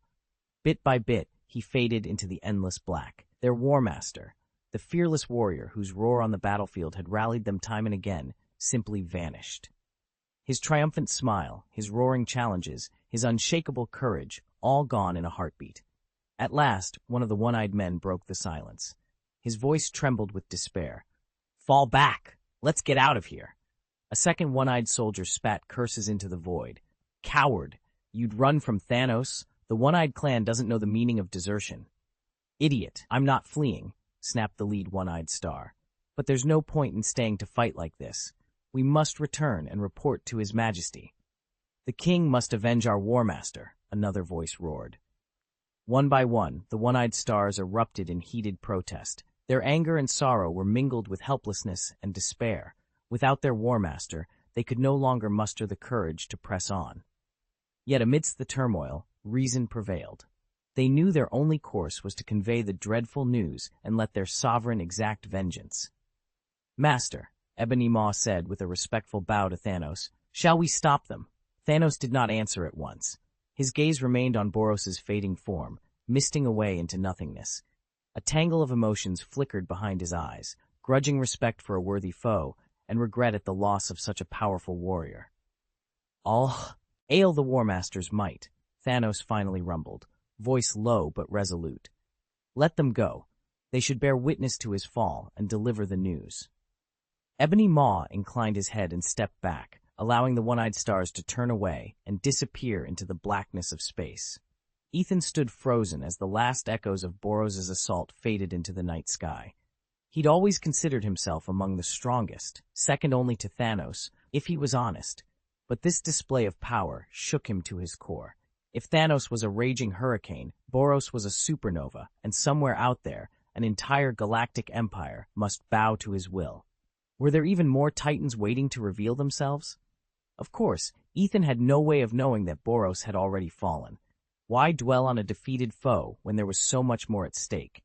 He didn't care for Esdeath's icy beauty or Android 18's flawless form. His mind was fixed on the looming conflict, the clash between Thor and the Dark Elf, who rode into battle atop a sheep of destruction, a twisted beast of horned fury. Thor's new weapon, dubbed Thunder God's Might, was the talk of every realm. Forged from the primal storms of Asgard and infused with otherworldly hellfire, the war axe crackled with molten energy. Its polished steel bore no skulls or gaudy runes, just pure, untamed power. Flames danced across its blade, now fully harmonized with the thunder god's own lightning, and Ethan could almost feel the weapon's feral heartbeat. Even more astonishing was the change in Thor himself. The god of thunder had discovered a deeper bond with the Bifrost. No longer bound to its ancient runes, he could summon the shimmering rainbow bridge with a mere thought, opening portals not just across the 9 realms, but into the farthest reaches of the cosmos. Ethan exhaled slowly, bracing himself. Whatever lay ahead, he understood one truth more clearly than ever. The universe was far more dangerous and far more wondrous than he'd ever imagined, and now he would have to rise to meet it. Thor's mastery of the Bifrost grants him instantaneous travel across the 9 realms and even the far reaches of the cosmos, whether he's hunting down an enemy or simply returning home. Meanwhile, Heimdall, Asgard's ever-watchful sentinel, has kept a careful eye on the Dark Elves. Rather than hiding in Svartalfheim, they have spread out across the realms, recruiting warriors and swaying dissident factions who resent Asgard's rule. Malekith, the exiled Dark Elf king, has grown bolder since his escape. Aware that he lacks the strength to defeat Asgard alone, he has begun forging alliances throughout the 9 realms. His ambition is clear: to topple Asgard's hegemony and restore the Dark Elves to power. Factions in every realm have taken note of Malekith's cursed battalions. Awed by their ferocity, many see in them the promise of liberation and the chance to build a new order. What they fail to realize is that they are nothing more than pieces in Malekith's grand design, a design that could spell the end of Asgardian dominion and the dawn of a darker age.